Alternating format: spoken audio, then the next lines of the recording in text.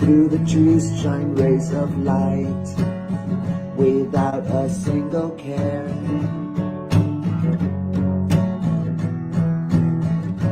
The world is our canvas, we paint with our dreams, whispering secrets to the rivers and the streams. We chase butterflies while flying our kites, memories that forever shine so bright. we go, while hand in hand.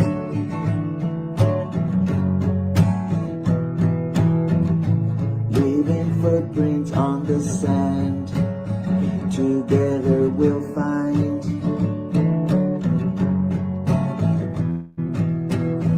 a peaceful place to call our own.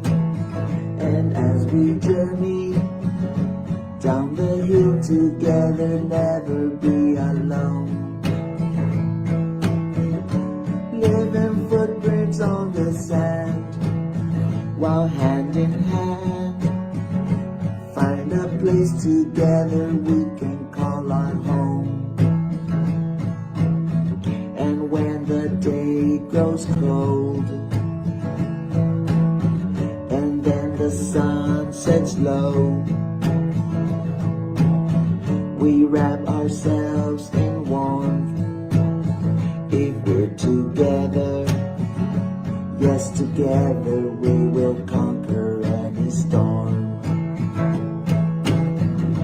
Down the hill, a sky so blue, with hope in our hearts. Memories that shine so bright, chasing butterflies. That is where we flew our kites, with hope in our hearts. Memories that will forever shine so bright. We chased butterflies, with hope in our hearts, under a sky so blue, walking hand in hand. And when the days grow cold, our love together glows. We'll conquer any storm. Our heart's the compass that together will lead us to our home. Our heart's the compass that together will lead us to our home.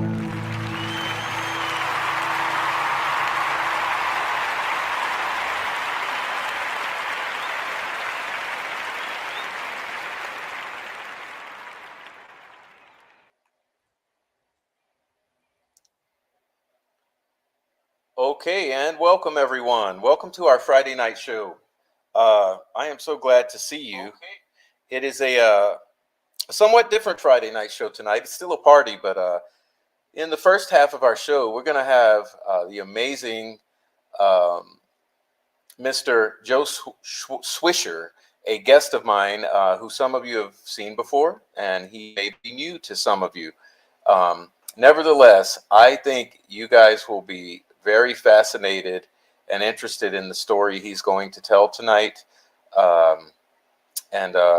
So I'll be introducing him to you guys, and then we'll also have another special guest who will join us later in the show. And I've been getting the resources uploaded. I'm sorry, I apologize. I was 30 minutes behind today, but there's lots of material to upload here, so I'm working on that, and actually still waiting on some of it to load. Nevertheless, welcome to the show. It's Friday, September 27th. I'm really glad to see you all here.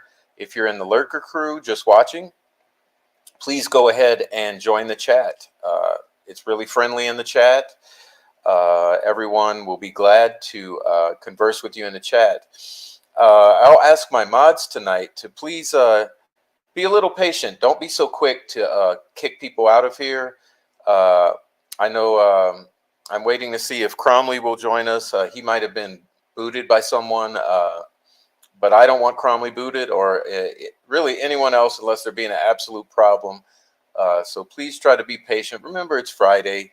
Have a nice time with the fellowship, with the chat. And anyway, that's enough of the housekeeping.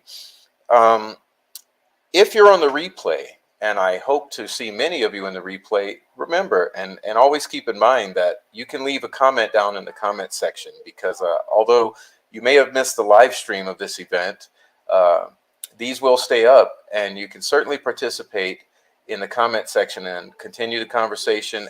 Give us your input. I always enjoy seeing the commentary on into the months ahead. So, as I mentioned, today is Friday, September 27th, and I was so glad to see everyone on the last show we did a couple days ago.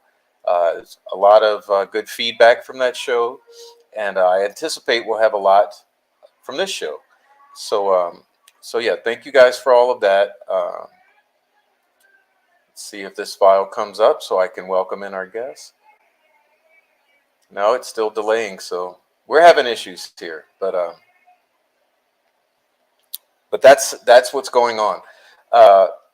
Before we get started, let me welcome everyone in the chat, as I usually do. Is a God thing. Welcome to you. Glad to see you here. Westy, Deborah, Noe Amos, Carol, welcome Carol. Tammy Martin, welcome. Kayla, welcome Kayla. Bobby Smith, welcome on in. Amy, welcome in, Amy. Good to see you here. Bonnie, good to see you, Bonnie. Crystal Blue Persuasion, welcome to you. Says hi, Prof, mods, and chat. Welcome in, Crystal. Granny D, good to see you, Granny. Thanks for coming back. Gina Bodette, the amazing Gina Bodette says, as we get closer to trial, the reality of why we're all here is hitting me. Sadness for the loss of Libby and Abby. Yes, yes, of course. It's why we're here. And we'll be talking about them tonight. Carol, welcome in. Zero Cool, welcome in. Good evening to you, sir. Linda K. Johnson, hello in New Zealand. Dick Redshirt, welcome to you. Four Pits Across America, welcome to you. Thanks for being here again. I really appreciate that, Four Pits. Tracy Fleetwood, welcome in, and thank you for being here. All right, Sunflower Soul 615, thanks for being here. Judy Hathaway, hey, long time no see, Judy. Good to see you, Judy. Welcome in. And Miss Haunted Parlor, good to see you too. Been enjoying seeing you in the chat lately. And ACV, there he is. Welcome, Mr. ACV. Good to see you here, and I hope you enjoy tonight's show. It's a fascinating perspective that we'll be getting from Mr. Joe. So anyway, as I wait for this to load, it seems not to be loading expeditiously enough, so I may delay it. Okay, we'll say let's forego that, and let's welcome our guest on. Everyone, please welcome Mr. Joe, retired former Indiana Master Trooper, Mr. Joe Swisher, and let's welcome him on into the show. Okay, let me pull him on up. Hey, it's me. Oh, hello, Joe. How are you doing? It's good to see you, Prof. Hey, good to see you again. Look at you. Smile on your face. Are you having a good day? It's always a good day. It's always a good day. We're getting hit by that hurricane right now.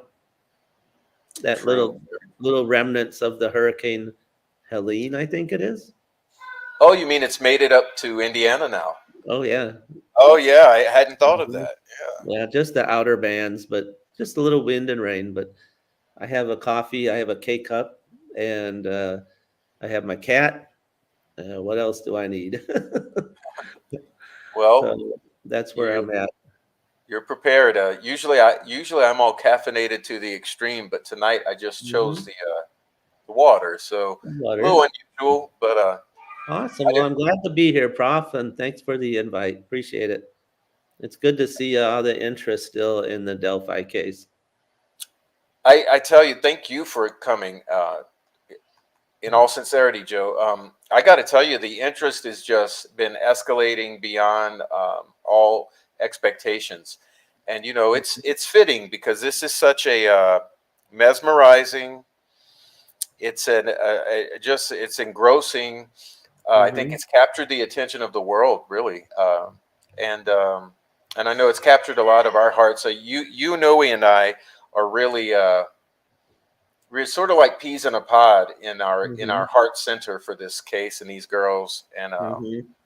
and so we Well, almost immediately kind of bonded. But I never would have imagined that we would still be talking about it like this many years later. That right, it's still kind of unresolved yeah, this long yeah, in such a small little community and stuff like that. I find it hard to believe that we're still at this point. I agree. And what I anticipate is that we'll be talking about it 7 years into the future. I'm sure. Boy. Oh, Um, pardon me. But yeah, that was it's I'm really big, as you know, into the paranormal, and so that was my the Delphi case was my first foray into um, the paranormal, so to speak. Um, and I've just kind of little and grown more interested in it, and studied a little bit more history associated with the area where I live and stuff like that. And it's a very interesting history, and it's like a point now where. Like I go to cemeteries, like the really, really old cemeteries, like from the early 1800s, and it's getting to the point now where um, it's like as soon as I get in there, they acknowledge me and they say, "Oh, the necromancer's here." So oh, yeah, so it's pretty cool. And the last time I was at a cemetery, they were like, I was getting in, going towards my truck, and they were saying, whoever I was in contact with, it was a member of a certain family um, that died in a plane crash, and they said, "Don't. Do you have to go so soon?" And I'm like, "So I don't. I'm not." It's just really neat how you can kind of they know about you. I don't know how it works, but they know about you. But yeah, so the Delphi case was really interesting for me as a trooper. Um, like I said, I didn't work the case, but it was really a really interesting story um, that you were the only one out here in the YouTube world that really seemed to really give it any attention, to give it any time, to really look at it as being something important. And if you hear background noise, it's just I for some reason the windows you get a lot of street noise sometimes in here, so yeah, it's not a I bother at all. apologize.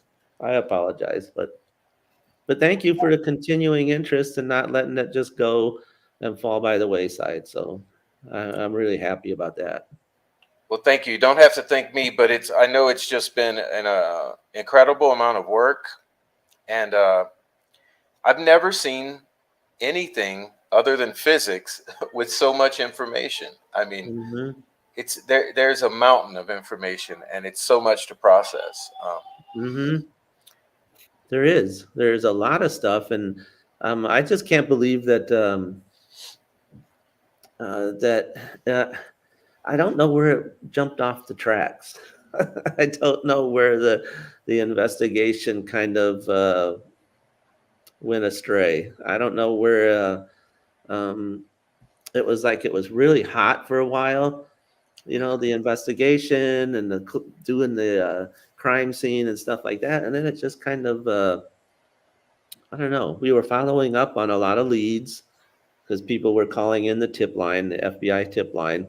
So I would go out with a detective and help follow up on some of those leads and stuff like that. But after that, it kind of just I don't know. We just kind of just our involvement as a state police agency kind of I don't know. I can't speak for everybody, but it seemed to just kind of fizzle out, and I don't know what happened at that point. That's interesting. And you were still working, so you would have been called on to assist had it been going as hard as it was. Yeah, I might have. Yeah, Yeah. they were using a lot of resources for that, and I might have been involved. I might not have been. Depends on how many people they needed.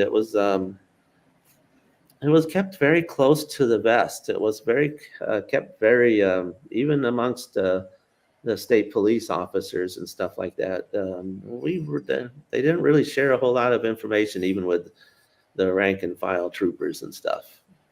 Right. So you had to do work, but you weren't privy to the feedback much. Yeah, we Yeah. had no idea. I don't, I held two top secret clearances, one with the Department of Defense and one with the Department of Justice. So I think I could have been trusted with some information. I don't. Oh wow. What sort of I mean, if you can talk about what sort of reason did you have those Mhm. clearances? What sort of things Well, are you doing that? when I was up in, I started up by Gary as a state trooper, and I had the opportunity to work undercover with the FBI out of their Maryville field office. And it was on a police and political corruption task force. And so, as a part of that, in order to have access to the computers in the FBI building and the files and stuff like that, you have to have a top secret clearance or you can't go in. Okay. It's just Interesting. too much sensitive. So they did the regular top secret for the Department of Justice. It's basically the same one as the Department of Defense, but like any government agencies, they don't talk to each other. They don't share. It's like once you had one, you think they could share the information or something for the other agency. But so then the Department of Defense, because I was in the Air Force and stuff, um, a lot of the missions that we supported, we had to have a top secret clearance for. And it was so the one, it's like every 5 years and stuff like that. You have to get it renewed. But yeah, so I think I could have been trusted with some information. And it was just like, we're really, um, I don't know, very quiet. Here comes a train. You want me to mute my. Oh no, no, no, please. I want to keep picking your brain. So let me ask you this. Were you um hang, hang on. okay.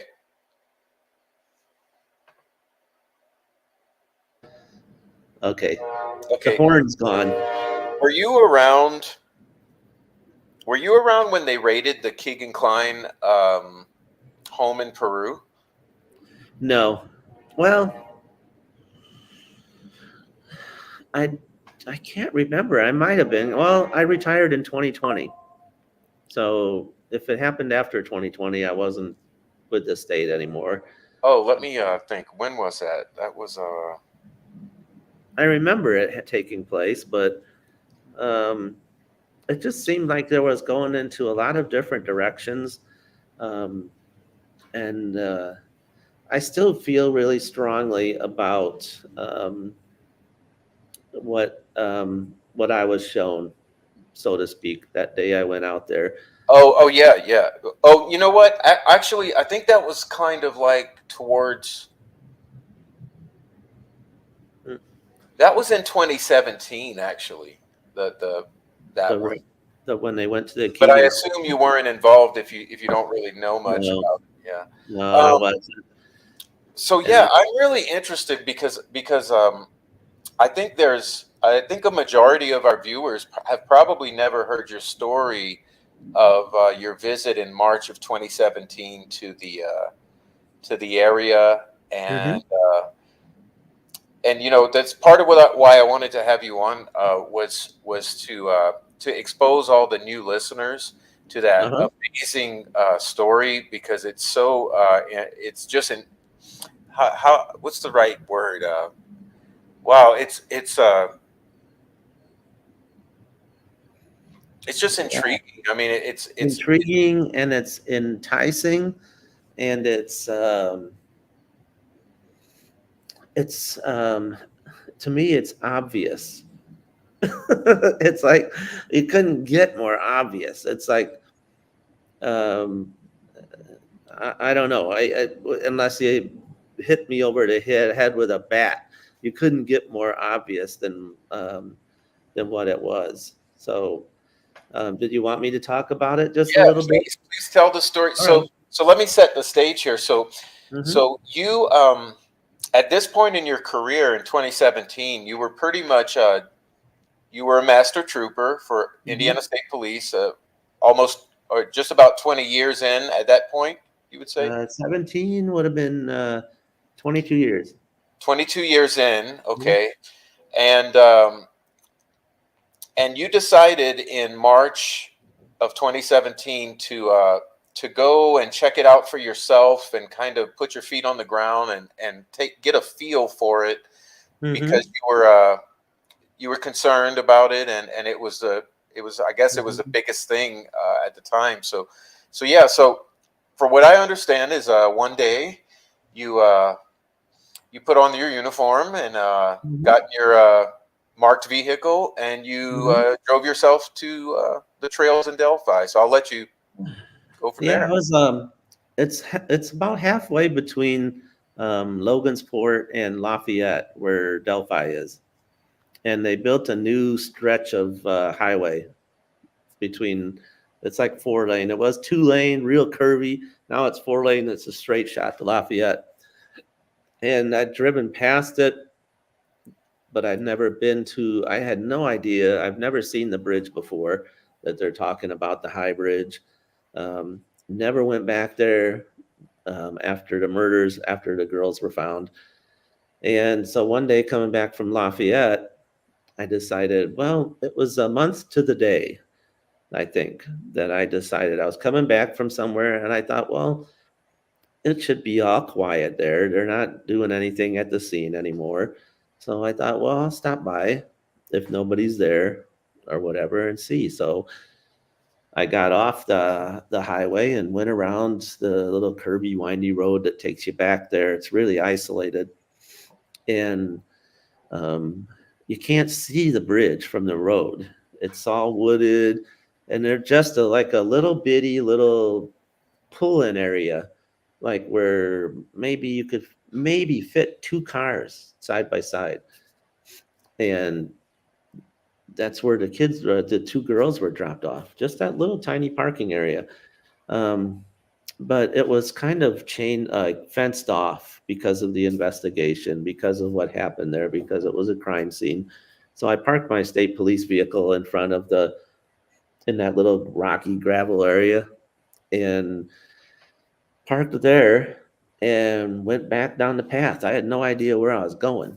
And there's a path that leads straight back from that parking area. It was kind of an unofficial parking area, I believe, because I think it's privately owned, if I'm not mistaken. So it's not like it's a parks department parking area. It was just a gravel area where people would just drop somebody off. They didn't really stay there. So when I got there, there was nobody there at a drop off. So I walked back there. I walked all the way back there. I had no idea where they found the girls. I've never been back there. And on the way back, on the way there, I noticed, little trinkets, things that people had placed at certain points in honor, in memory of the little girls. And when on the way back, I was asking them. I started to talk to the girls um, because I'd had that experience before of talking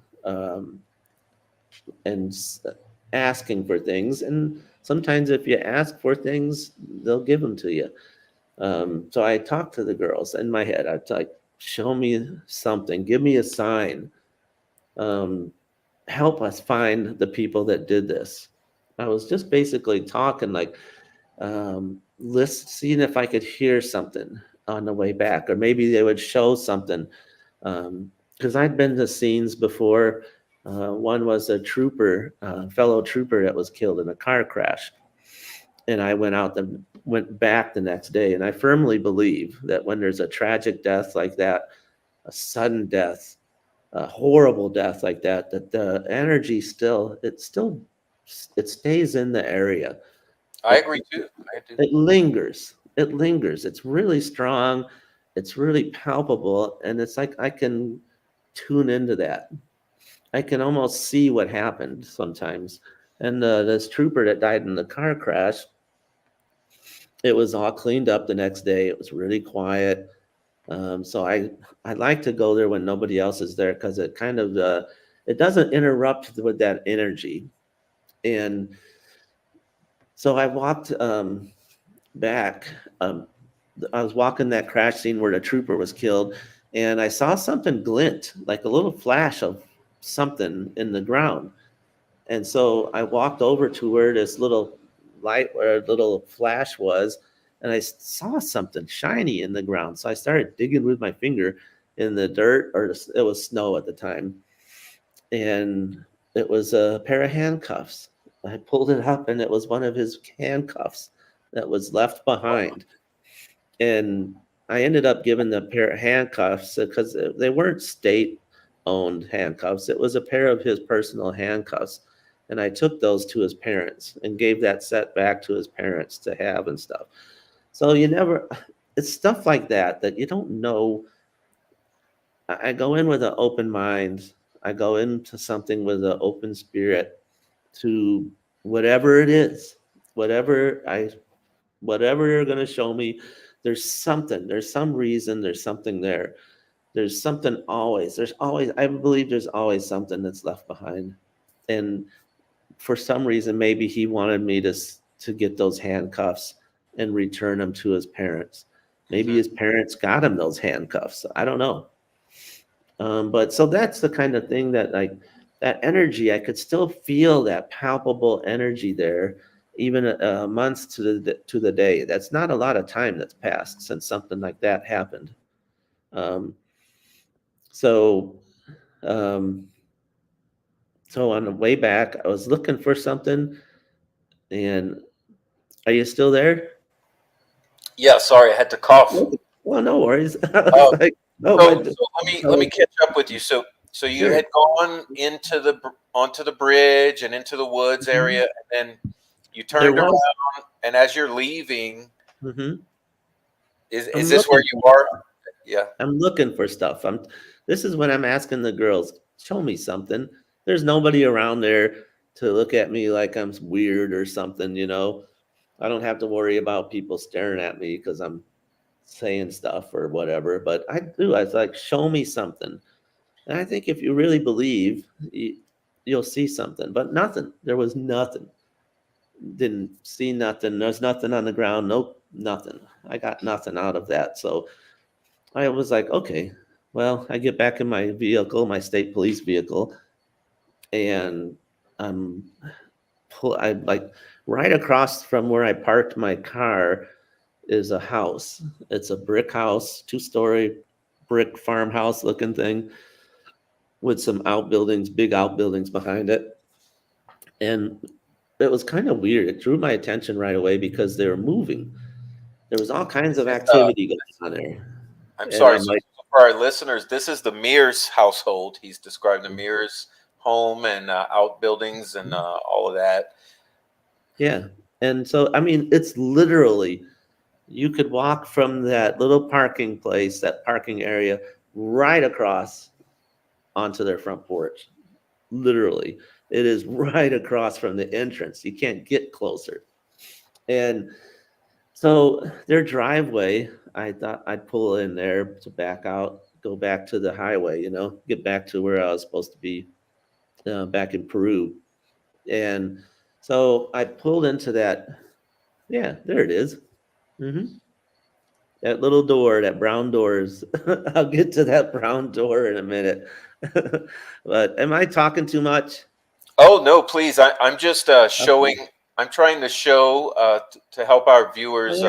Lay it all visualize down. this story. So, Mm-hmm. Yeah, and I hope I'm not boring your listeners and stuff oh, like that. not at all. Trust me, this is Oh. where it gets good. But it's like, um, so I pull in the driveway to turn around, and it's literally as soon as I pull my vehicle, it was a truck at the time. It was a Dodge Ram. It was a police vehicle, but it was a Dodge Ram. And I pulled into the driveway to turn around, and this little old, I don't want to insult her and say little old lady, but she was older, and she just flying across this um, yard from the grass, from where they were unloading stuff. They were pulling stuff out of the house, furniture. And she, I mean, like a beeline, fast as she could go in that golf cart right to my truck. And I'm like, oh crap. I thought I'm going to get yelled at for pulling into their parking area, or I'm not supposed to be there. Is Or she they're going to, coming from this area here on the screen or coming from the yeah. home? Well, the home is right there in front of that. Like if you look to the left of the building, as you're Mhm. looking at it to your left, it's in the house is in front of, it's like a driveway that leads back to that brown door. Right, right. And so the to further to the left is the house. So they're kind of all like in a line, but the house is right by the edge of the road, which is obviously where that picture was taken from. But that picture is taken from a little further down the road, Mhm. not in front of their house. But so she makes a beeline from that area straight to across the, I mean, not you would think that you would go like stay on the driveway or something. She goes right across the grass, right up to my truck, and starts not really asking me questions. She was just telling me stuff, and I had no idea who she was, and she had no idea who I was. But one of the things I learned working with the FBI is that if somebody wants to talk, you let them talk because you never know. You don't interrupt them because you want to see what they have to say. They might give you something unknowingly. Mhm. And so she was just telling me about her son. She was telling me about um, what they're doing. She never made one mention of the girls that were killed across the street. Um, and it was just a she wanted me to talk to her husband, wanted me to meet her husband. And so she says, why don't you come back and meet my husband? So I get in the golf cart with her, and I'm in uniform. I'm in a state police uniform. So I figure I got my gun on me, but it's like looked like a little old church lady. And so I got into the golf cart with her, and then we went back to that brown door, that little brown door. Um, that Oh, was the here, right here. Yep, that's Yep. where we went back to. And because I didn't know it at the time, but that's a butcher shop. That whole big white building back there is a butcher shop, and they butcher hogs and stuff. And that little front, the brown door is like an office for the butcher shop. So I'm assuming that they had people working for them or whatever. But so I go back to that brown door with her, and I'm like, we walk inside the office, and it was just the wildest thing because the whole office was covered with pictures of naked women. I mean, literally, the ceilings, the walls. There wasn't like an inch of space. It was plastered with pictures of women in bikinis. Um, um, just it was just really bizarre, and she never made any mention of it. Like it was like I would have thought like if that was me and I brought somebody from the state police into some place and they had pictures of naked women all over, I would be embarrassed. I would be like, I apologize for all the pictures, but they're my sons or the workers or something like that. She never didn't say nothing about them, which was kind of weird. It kind of like it gave me these little um, uneasy feelings, like unusual, like little gut feelings that like the normal thing would have been to say something about those pictures. Um, but there wasn't anything said. So, and then her husband comes in, and I'm talking to the husband, and I'm thinking that I'm inside this office now, and nobody knows I'm here. Mhm. Nobody. I'm like, something could happen to me, and nobody would know where I'm at. Nobody would know I'm in there. And I'm like, well, and I'm starting to think about these things. Let's see. This house is right across the street from the entrance. They're moving their son out of the house. The son was a volunteer firefighter in Delphi, and he was Mhm. part of the team that discovered the girls. And now they're moving him out right after when this all happened. Then I'm in a butcher shop now which is just bizarre. It's with the naked pictures of women, naked pictures of um, covered in this place, and it's in front of a butcher shop. Let's see. So I'm thinking that this is like, I'm like, this is what they're showing me. This is the girls. The girls, this is the sign that they're giving me. Right. I That you had still just believe, asked. Right. Right. I still believe to this day um, that was a sign of from those girls. It was just because it was so bizarre, so bizarre. She never once said anything about the girls, and you would think that, like, if there was two girls that were killed across the street from my house, I'd be like, oh, I feel so bad for those girls. I feel so bad for their families. Um, I'm like, how horrible, but not a word. All she talked about was her son, the son that discovered the bodies. Um, and the butcher shop. It was just really bizarre, and I wasn't investigating anything at the time. It was just um, I really felt like that was the sign that I asked the girls to give me, and so I really believe that I was meant to see something there. Maybe it was the just the location. Um, it, it was just I had a really strong feeling at the time um, that there would have been somebody on that porch. There would have been somebody on the porch, or there would have been somebody looking out the window.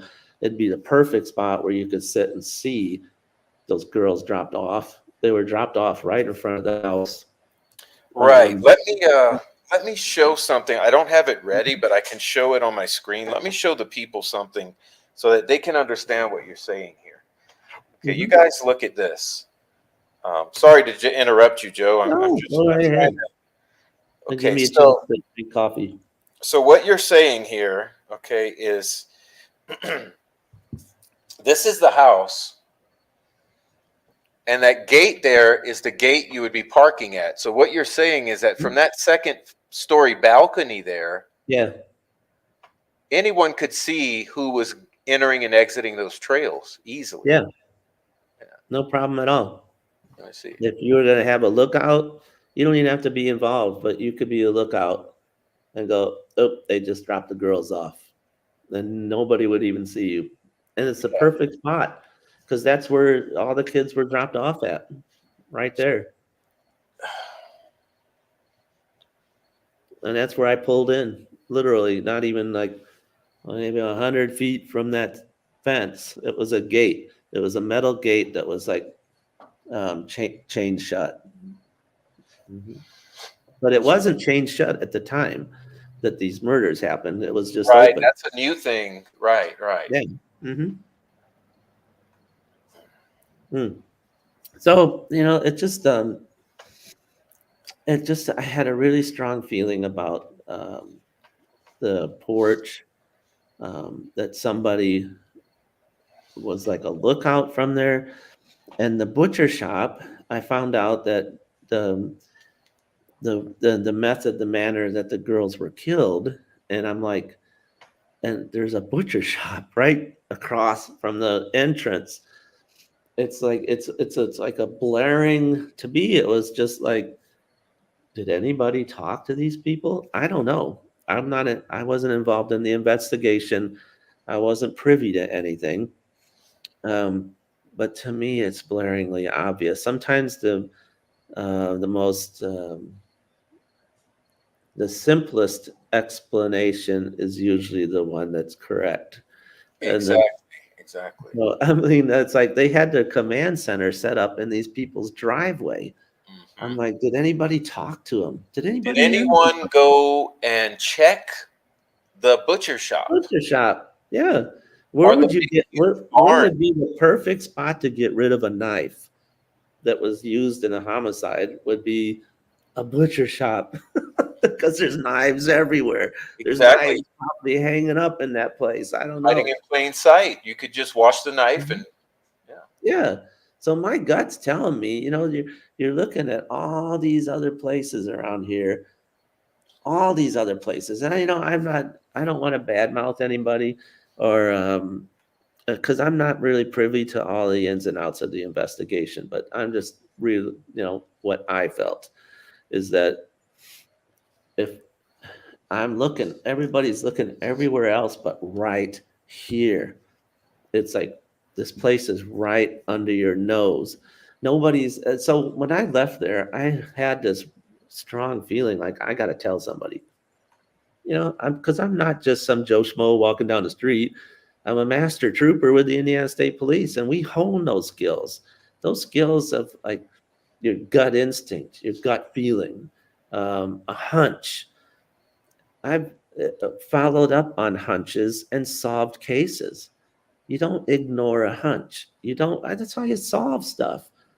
You get a little break, or you get a little lead, or whatever. You follow up on it. That's what they're doing with that tip hotline. People were calling in tips. You follow up on them. No matter how ridiculous sounding, you still got to follow up on it because you don't know if that could be the dude. So I went to our detectives and sat down with the lead detective, the sergeant of detectives, and told him the whole experience I had, what happened, um, what I felt. And I was hesitant at first because cops are usually type A personalities, and I didn't know how receptive they would be to something like that. And um, so I told him everything, and he said he would pass that on to the people that were actually doing the investigation. I think he said he would pass it on to the FBI because I think they were still involved at that time, and that was it. That was the last I ever heard of anything. I didn't hear anything back. I never got any feedback. I never heard anything. So I don't know. Did they really tell somebody, All right. or did they just get a good laugh out of it? So, And so that's a good point. So you're saying that you sent in this tip about this, um, yeah, and you yep, just never heard a word back. Not nope. zero, And zilch. so, like a while later, I was still curious. I'm like, did anybody ever do anything or interview these people? So I called the FBI tip line itself and left a message with the tip line, and nobody ever called me back from that. So I don't know if Second they tip. thought, Okay. yeah, second time I actually called the FBI tip line, and you'd think somebody would have called me back, being a master trooper with the Indiana State Police, held two top secret clearances. I just don't make stuff up. And it was a strong hunch. Just tell me, hey, we interviewed those people, they have an alibi, or we cleared them. That's all you need to do. But to not return any information, to not say anything to me is kind of an insult, or uh, or you just got a good laugh out of it because that's woo woo stuff. And that's what people think about that kind of thing. So, um, but there's not much more I can do with it, but um, just keep following up with it on my own, and that's what I have been kind of following up with it with Noe, and seeing other things. Like another thing, am I talking too much? Oh heck no! That's why you're here. Well, it's like I hope they're getting something out of this, some enjoyment. But I watched an interview on the 1 year anniversary on Dr. Phil. We talked about this at an earlier one. Um, and I don't know the superintendent of the state police really well, but I know him. And You're he was talking Doug Carter. Doug Yeah, Carter. Doug Carter. And he was on the Phil, not the Dr. Phil show, is the one that had a show on the 1 year anniversary. And he had family members there. He had Superintendent Carter there. He had I don't know, he's not the paternal, he's not a blood grandfather. I don't know how he was related. Um, daughters, I think, were at his house the night before this happened. Right. Um, The but Mike Patty. Yeah, and and so I'm watching this, and they showed a clip of a press conference that Superintendent Carter gave while the investigation was still going on, and it was a big press conference and stuff like that. And and they showed that clip of him where he said, I'm speaking to the murderer. The murderer could be in this room right now." And I'm like, I saw the look on his face, and it was like he was serious.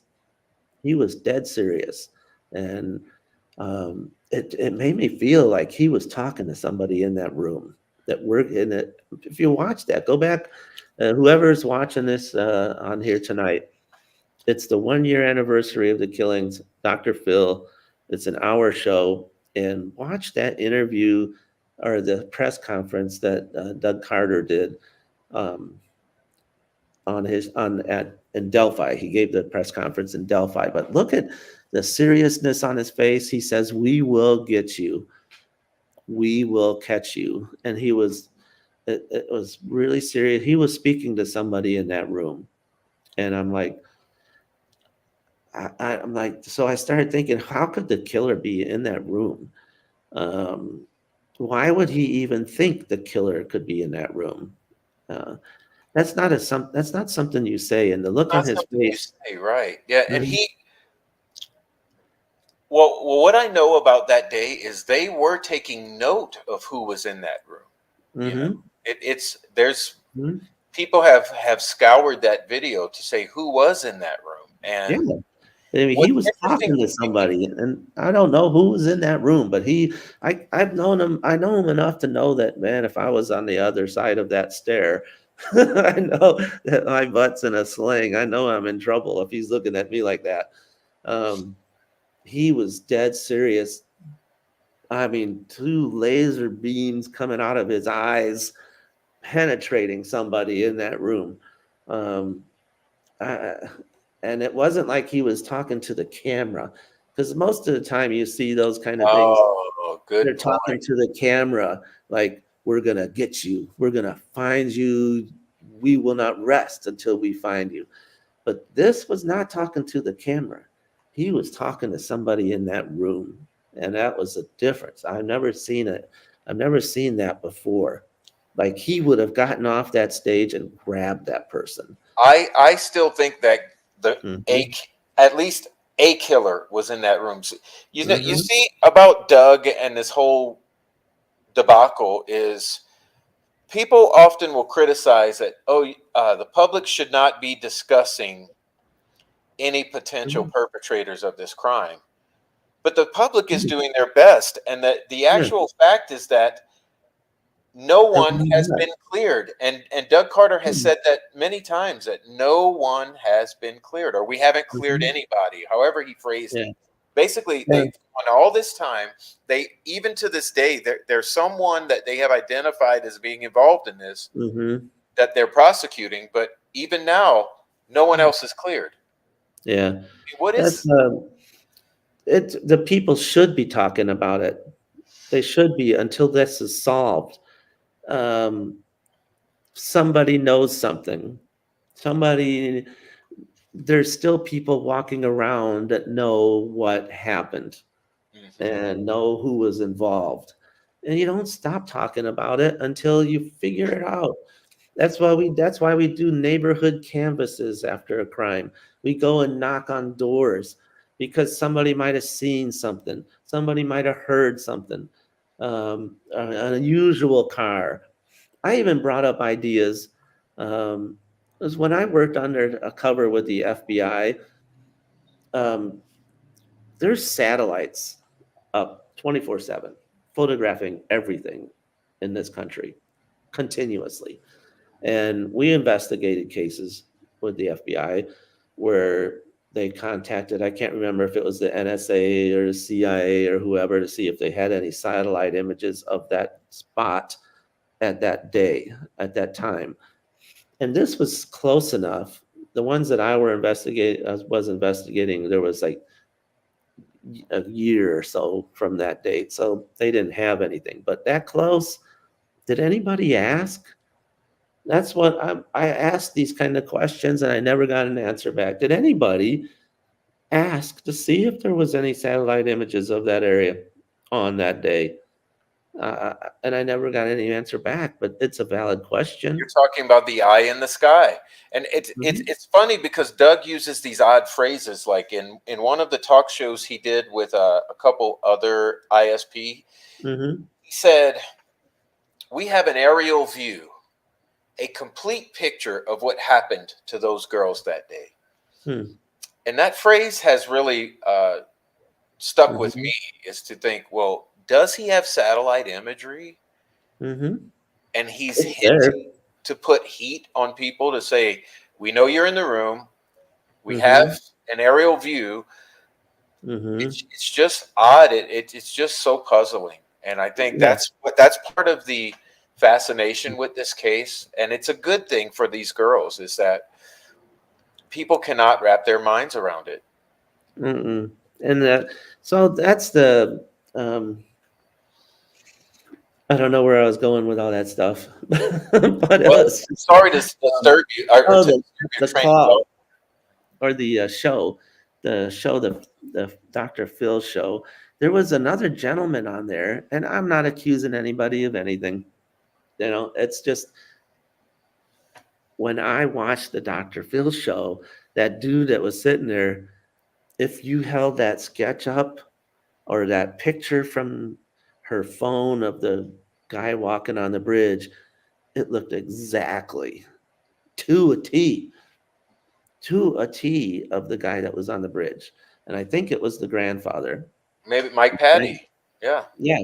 They instantly, as soon as I saw him, I'm like, he looks exactly like the photo. He looks exactly like the sketch. He sounds like him. He walks like him. He uh, just his body shape. I, and not that I'm saying he did it, because I'm just saying what I thought. What immediately came to my mind when I saw that. I've never seen the guy before. I saw that Dr. Phil show. Never seen him, but when I saw him and heard him um, like that, that fast, I'm like, holy crap! He's sitting here. The superintendent's sitting here, and just who was it? Was he talking to him? I don't know. Well, the family was in the room that day you're referencing. And you I, know, there's another thing. I've never really brought I'm much just. attention to this, but I noticed this on that day. If you go back and watch that press conference, it's very Hmm. odd, Joe. What you see is immediately when he finishes his prepared speech, Uh-huh. him and the sheriff storm out of there aggressively, right past the family. No greeting, no goodbye, no, no. They just barge out of the room, almost like for theatrics' sake, you know. Hmm. Well, I'd be pissed if I couldn't. If I kind of thought it was somebody and I couldn't arrest him, I'd be pissed. Hmm. I would be like, to know that this dude's free or whoever it is free, but I just don't have enough to arrest him. Hmm. That would be really hard to deal with, even if It, you're it, looking at it, it, somebody it, fixing cars. that would be understandable. I mean, a lot Mhm. of things would make sense in this kind Yeah, of scenario, but yeah, and that's the stuff like with that him. Was he ruled out? Was he even considered a suspect? Was he? Um, you can do a voice analysis. They have the technology to compare like his voice to that little clip on that phone said get down the hill. You Mhm. can analyze that. Did they do that? Did they have him say something? See, hey, say down the hill, and then we'll compare it to the one thing on the phone. That just stuff that doesn't make. And how, if that's if how would why would those girls go down the hill with whoever that was on the bridge? Why wouldn't they run? Well, you If know he what had, I've always thought too, Joe, is the word guys. Okay, because I mm-hmm, was a school teacher for many years, mm-hmm, and the reason we use the word guys with the kids is mm-hmm, because it's non-abrasive, it's familiar, it mm-hmm, shows camaraderie. yeah, So instead of saying students or mhm, class or kids, I yeah, learned very early in my career to say guys, because yeah, then all of a sudden we're a whole team. All the little kids will turn around and they're mm-hmm, good to go. So guys for me has a sort of an air of familiar mm-hmm, nature. yeah, And when I hear guys down the hill, for me it sounds like that's someone mhm, known to the victims. yeah. And there's nobody else out there. He doesn't need to say ma'am or children, uh, you too, because there's nobody else there. It's just say, get down the hill. Yeah, Gianna says it's a Get term of on the hill. endearment. That's the phrase I was looking for. Yeah. It's yeah, it's And they it's trust them. They trust them. it builds. I mean, it removes the defenses. When you say guys, that's why it's a popular phrase with millennials on social media. Everything's Hmm. this use guys is this and guys is this and guys because Hmm. of that very reason. It's like she says, it's a term of endearment. Yeah. Hmm. Yeah. Term of endearment. They knew him. They knew, and that that leads me to another point too that really after going to the scene and going back with Noe, finding out where the girls were discovered, where their bodies were found. There's no way that one person could commit that crime. I wanted to get into that today with you, so I guess we're there now. Yeah, I wanted to ask you Right? specifically this question Mhm. because I wanted to say, let me play some of the footage. I wanted to say you went out there. Okay, so Mhm. let me do this. You went out there with Mhm. Noe, um, and so I'll just let it play silently. But yeah, so I wanted to ask, what was your opinion after going and seeing this whole place about the crime flow that's alleged by the state at this point? Mhm. Well, it's there's no way you're going to get two little girls across that river because it was pretty high, and when the crimes were committed, it was still high. It was high then. It was high when we were out there. And how are you going to keep two girls together from floating down that river? I don't know. It's hard. It would be almost impossible to keep them two together and get them across that river. Do whatever you're going to do.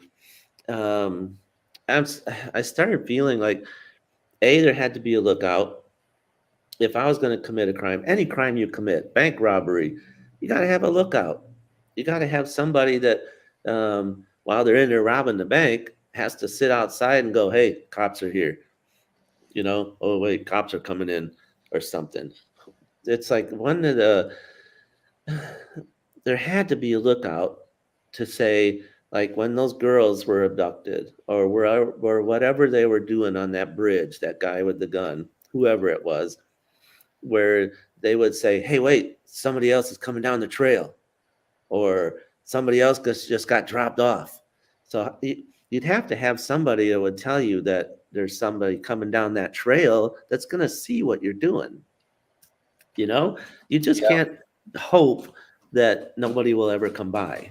So you'd And have to have that's somebody. my impression. I've said this several times to these listeners, but I want to say it in front of you and Hmm. get your feedback is that when I went out to visit, it's like I didn't have this strong of a feeling about it but when I went out there, I made sure to go between noon and 3:30 so Uh-huh. that I could be at that part of the day. And when Yeah. I walked out there, it's almost like the overwhelming first impression that I had was absolutely no way. Absolutely no way. Everything that I've been told is incorrect because Hmm. it's broad daylight. Hmm. It's wide Yeah. open, Yeah. and it's so loud because it's so wide open. You would expect, and there's water, that if Yeah. anyone would scream or yell, Hmm. people could hear it for damn near a mile. in any Yeah. direction on that trail, and you would feel like if you went to abduct a girl, much less two, one of them yells, you don't know who's coming around that trail behind you, and Mhm. and so Or what if one of them ran off? right, and then How are you gonna you think have of one that? this way and one, and you're trying to, yeah, Mhm. And then where the girls were found is this area we're looking at right there. It's yeah. on the other side of the river. How did they get them girls over to the other side of the river, do what they did? As far as I understand, that there was no blood at the scene, or very little.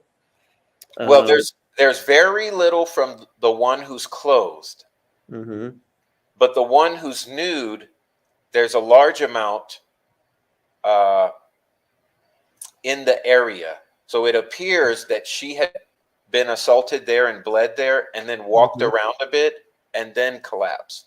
That's what it appears Uh, like. But then she was moved and staged afterwards there I too. am, right there. Yeah, so you can see, um, how do you get them there? That's the thing, is it's Yeah, look very at that water. hilly. Yeah. It was hard for me to walk to that place because of the steepness of the hills, the trees, the bushes, and how you gonna get two girls there? I have no idea. You're not gonna be able to do that by yourself. Impossible. Nope. I don't think it's possible. There was more than one person.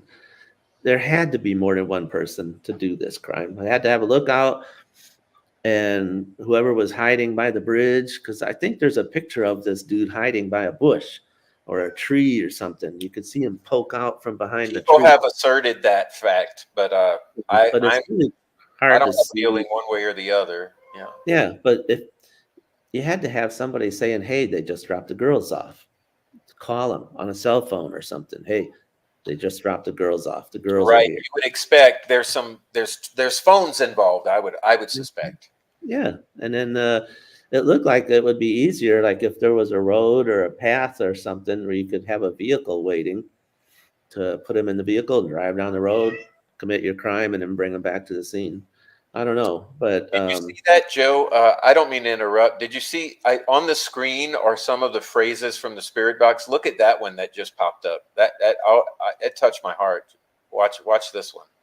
mm,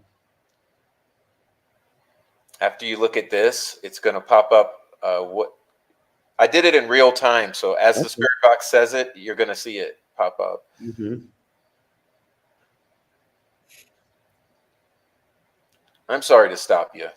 No, no, that's all right. A little too far back, I guess. Um, hmm, Or I might have not gone back far enough. mhm. But like It I said, just "Please don't stop." huh? It said, "Please don't stop." Yeah. That was the phrase at that point. No, there was a lot of I had some really good connections with I believe the girls while I was out there.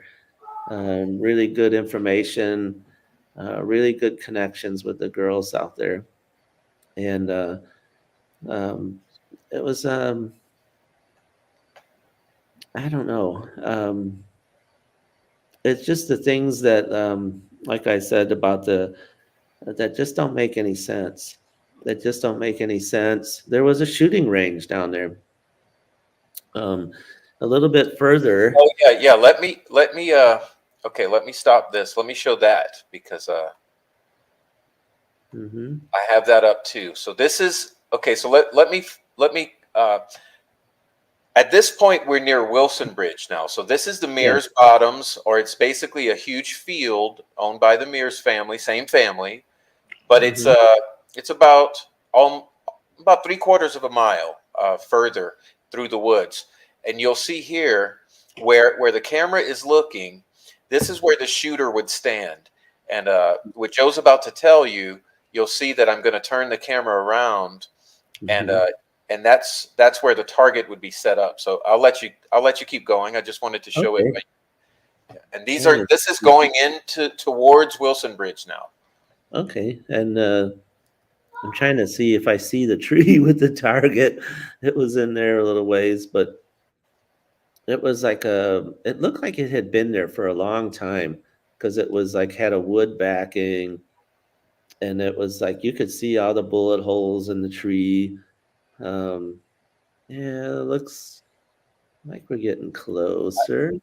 Uh, yeah, I'm not sure. I may have passed it already and did. I don't think I filmed it intentionally because Oh, Noe okay. and I were talking about you because I said, you know what's odd, Noe? When I went do this, it was just a few days before you and him went out there, Really? and Wow. uh, and I missed that tree altogether. Yeah, I don't see it. But it was clear. There was like paper target, like on a backing, like an old square that you would paste a target on or something, just a round bullseye or something. And they would stand out there and maybe sight their weapons in. I don't know. But there was a lot of shotgun shells out there. But the reason I brought that up is because they were saying that they found a bullet and they wanted to say it was this guy's bullet that they have in custody now. And I took that to the not the prosecutor. Well, no, the defense attorneys. I brought it to them, um, and they contacted me back because I took it to them. I'm like, "You're defending this guy that's in jail right now, that's been accused of having a bullet." Um, and I think that's how they assumed that he had a gun or something. But I thought, well, there's a shooting range there. I have the shotgun shells from there. All you'd have to do is say that there's a shooting range there. How do you know that this guy, if it is his bullet, wasn't out there target shooting? How do you know that this is a common place for people to go and target shoot? It's been there for, it looked like it had been there for years, years and years. And that's what I heard from other people is that the people used to go and target shoot there. I don't know if they went there before they'd go hunting, sight something in, sight their shotguns in or something. I don't know. But you'd think that that would be a really like a cast enough doubt um, that it might affect if all they have is a bullet. Wouldn't you want to throw as much doubt on that as possible that this was a um, that he had a gun on him? No, there's a shooting range there. A lot of people go through the woods. Could have been a bullet that fell out of somebody's pocket, um, but they didn't take it. They didn't want it. So I'm like, you don't want evidence that there was a shooting range out there that might help exonerate your client. I don't understand that one either. I don't. Um, so, anyways, that's take it for what it's worth. There's just a lot of like stuff like that. That's just, and then like around here, like that Wilson Bridge, we um, is when the girls talked about the cave. Oh yeah, let me show that. Hmm. Yeah, because there's been so I have an opinion on this is that for all these years there's been these rumors and murmurings of cave Hmm. tunnels, things like that, and people kind of took that literal because there is an actual cave that's sort of deteriorating or falling apart on the creek, but it's inaccessible. You have to be in a boat or in the water to get near Hmm. to that cave, and it's not very large. But Hmm. so let me show.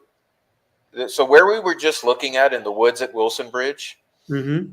uh, there is this culvert here, which Hmm. is you go through the woods towards I think it's 300, but Hmm. as you go towards that road, you run right into this, Yeah, we'd never seen it there before. We'd never seen it. Just and this was the day that the girls said something about a cave, the cave, and I looked at this and I'm like, that looks like a cave. If I was a kid like the age of those girls or teenagers or whatever, I wouldn't say, hey, let's go to the culvert. You'd have some kind of like kid name for it, like the cave or the hideout or something, it looks like a cave. It looks like a cave. Yeah, I know. So, and it just made me feel like it was just like they were trying to tell us that this is a hangout. This is where some of the kids would come and hang out. Like they would go and goof off or just hang out, smoke a cigarette or something, like kids do. Yeah, Um, and let me show this that you guys found all evidence of that. Like, see these bottles, these beer bottles beer all over. bottles, kids hang out, smoke a cigarette, maybe drink a beer. It's a hangout where you go into the woods, and especially during the summer when all the leaves are on the trees, it'd look even more like a cave, you know? And that's the thing is like, how are you gonna? That's the whole thing about this case that it's in February. There's no leaves on the trees. You can see. How are you going to park on that road and drag two girls' bodies out of a car, drag them across those hills, through the woods, and dump them where they left them? It's just almost impossible. So I don't know, and just to it all comes to for me, it all comes together. There's a butcher shop there. There's knives. There's people that know how to bleed somebody out. They know how to hang something upside down. They know how to butcher. There's people that are trained in that right across the street. There's evidence of stuff on the scene here. There's just no way that one person could commit the crime. There's people that look like the suspect. There's there's people that the guy that helped to find the girls lived across the street, and that I find that unusual too. I mean, not that I'm accusing anybody of anything, mind you. Um, that usually a lot of times people that do commit crimes like that will be on the search parties. It's just a thrill for them to be the one that they get the glory because they found the girls and stuff like that. Um, so it's not unusual to have the person that killed them be in the search party. Um, so I don't know. And It's see, just for me, Joe, let me pause it there because I want the people to yeah, see. the cave. Oh yeah. In my opinion, this would be the ideal place to hide Mm-hmm. one or both, one or two dead girls. If one's dead, Mm-hmm. or even if they're alive, if you wanted to hide some Yeah. teenagers, and there's a search happening a mile down the creek, Mm-hmm. this would be an ideal place to stash Yeah. those girls until everything quieted down, where you could then go put them on the dump site. Mm-hmm. Did they even search it? No, no. I don't know. It's like I never knew it was there. It was like for some reason they wanted us to see that. They wanted us to see this cave. But you're right, it would have been the perfect spot because you could stand there right underneath the road and nobody would know. There's no way anybody could see you. And see how you can see out of that thing? You can Hmm. see very well out of it. Yeah, and it's a The cave. road's above you, so you can hear anyone coming. I was fascinated by this cave. I think Hmm. it's the reason there's the rumors of tunnels and caves with this crime. Hmm. Yeah. Yeah, so I just I don't know. I hate I just think that there's more. Um I get the feeling like people want this investigation done and closed and over. Um, that there was a lot of stuff that happened in the course of this investigation. Um, there was a lot of different agencies involved, um, and I don't know. It just seemed like the perfect storm. There was I like that the triangle there.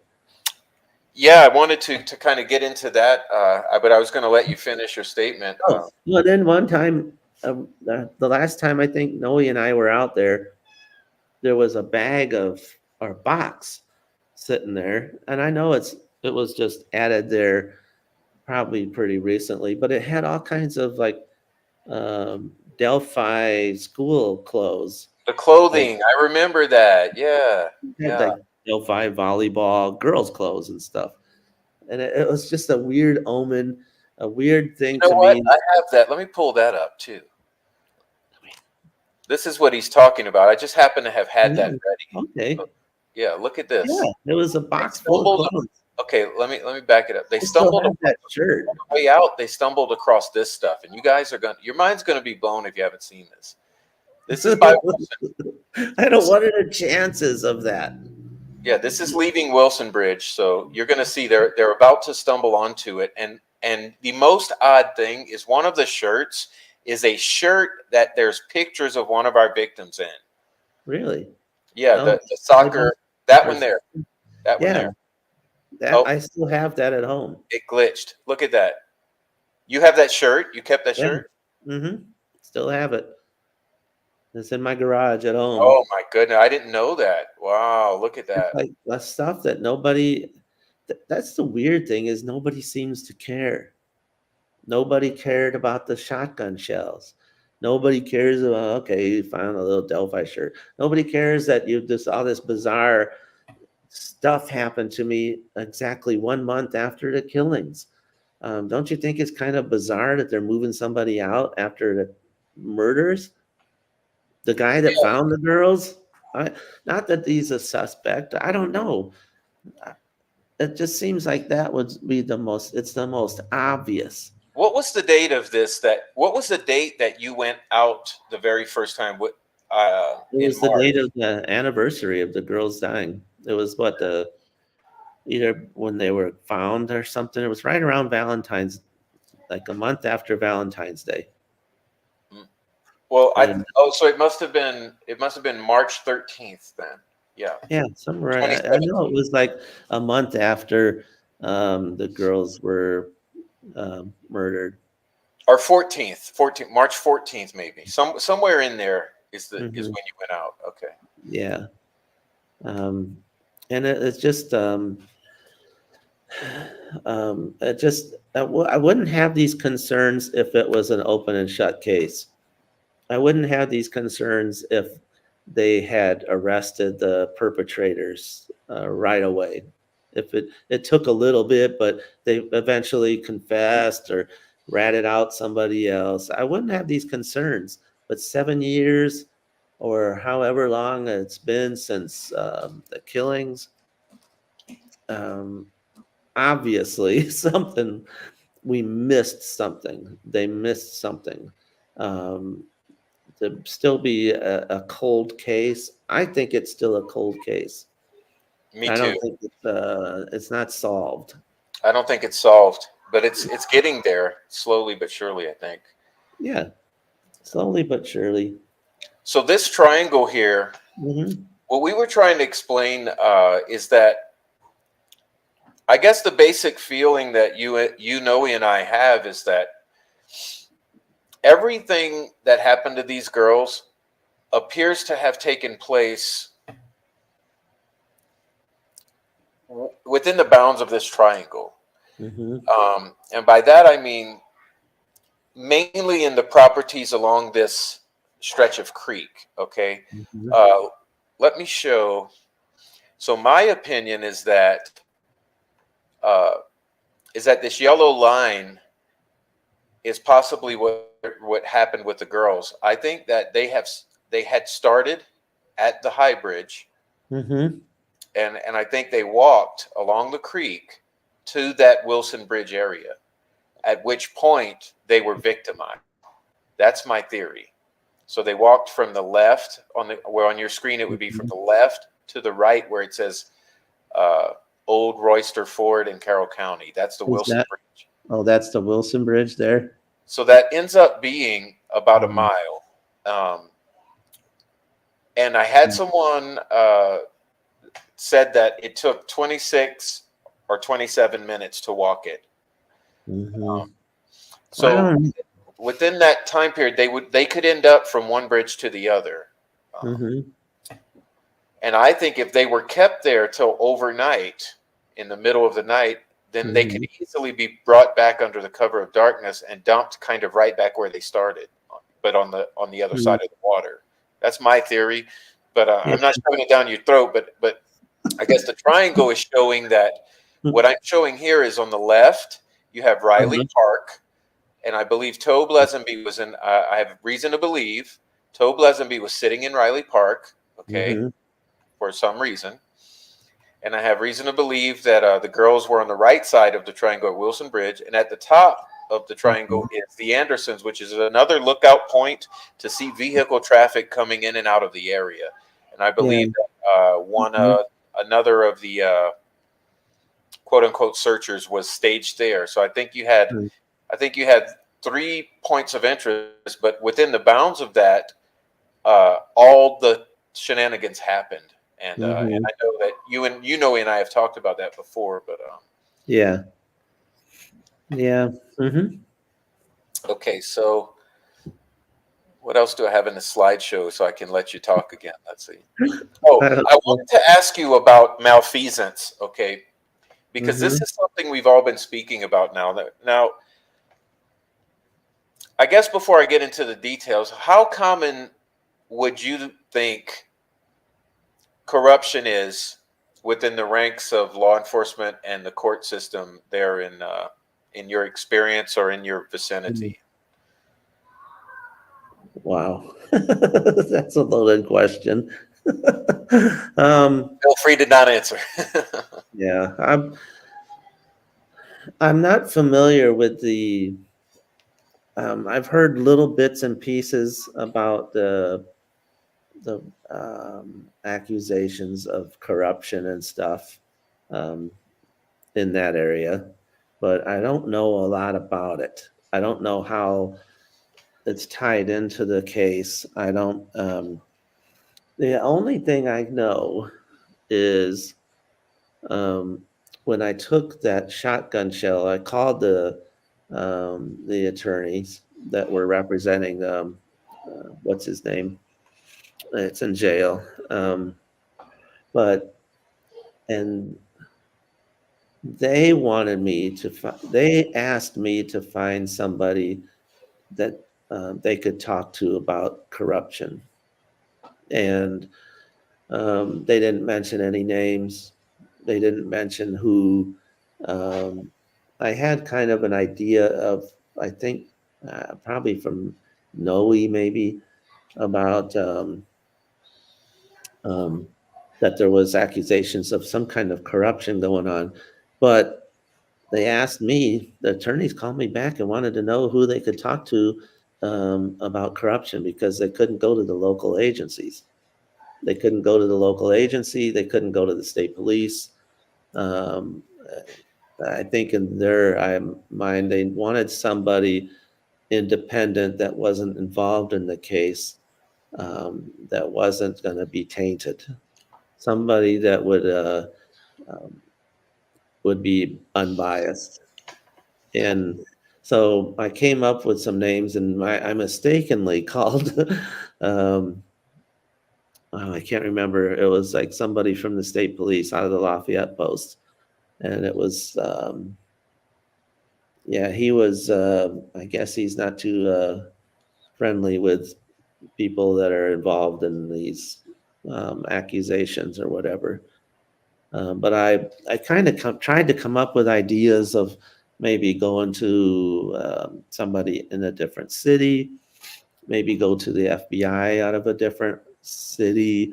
Um, but they couldn't talk to anybody in this whole area because of the fears of the corruption. And Wow. Okay. Good point. So I'll jump from that.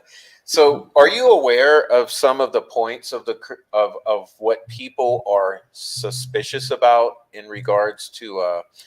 I'll just go ahead and say it like I'm showing this document because within this document, it's very well spelled out mm-hmm, that right here where it says that there's 70 days of missing law enforcement product regarding video interviews. So it says here that the entire first about 6 days, that's the February 14th to 2017 to Mm-hmm. February 20th, 2017, all the interviews from the interrogation room were erased. Wow.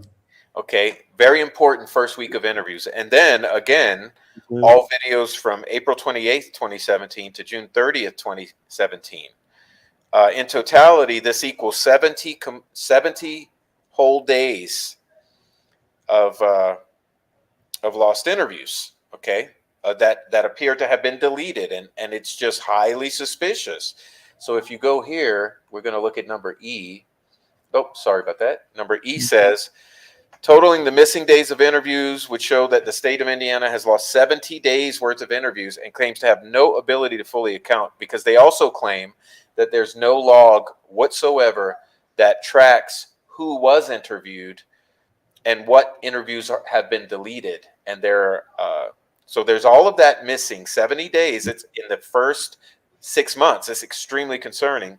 And then here at number 8, there's a claim that there's no phone dump evidence from the family, neither from Kelsey German's phones, who is the sister who allegedly dropped off the victims, Mm-hmm. Yeah. nor the grandfather, grandmother, or stepbrother, or uncle, Cody, Patty, whoever you want to call him. So we got no family phones at all to establish a timeline with digital forensics. We've Mm-hmm. got no interviews for 70 days in the essential first months. And then, to make things worse, it was discovered that there were 3 phones malingering around the crime scene from approximately 12. I can't remember exactly the time. I think it's 12. Might be something like 12:15, or it's 12:39. Okay, 12:39. So between 12:39 p.m., which would have been allegedly before the girls were even out there, and 5:49 p.m., Mm-hmm. you have 3 phones that are traversing the crime scene on both uh, and malingering around both sides of the creek, Mm-hmm. even exactly at the crime scene Mm-hmm. at the time they alleged the murders were taking place, at the Mm-hmm. 3:09 to 3:30 time frame. Mm-hmm. So those 3 phones, although geofencing exists and maps have been made from those data points that Mm-hmm. exist, the prosecutor requested that they not be allowed in trial, and the judge granted that request. Wow. Well, all that's known is that none of those phones have been tied to the accused. So Mm-hmm. between that digital evidence and then no evidence on the family and 70 missing days, people are furious and screaming Yeah. corruption. And that's why I asked you the Mm-hmm. question.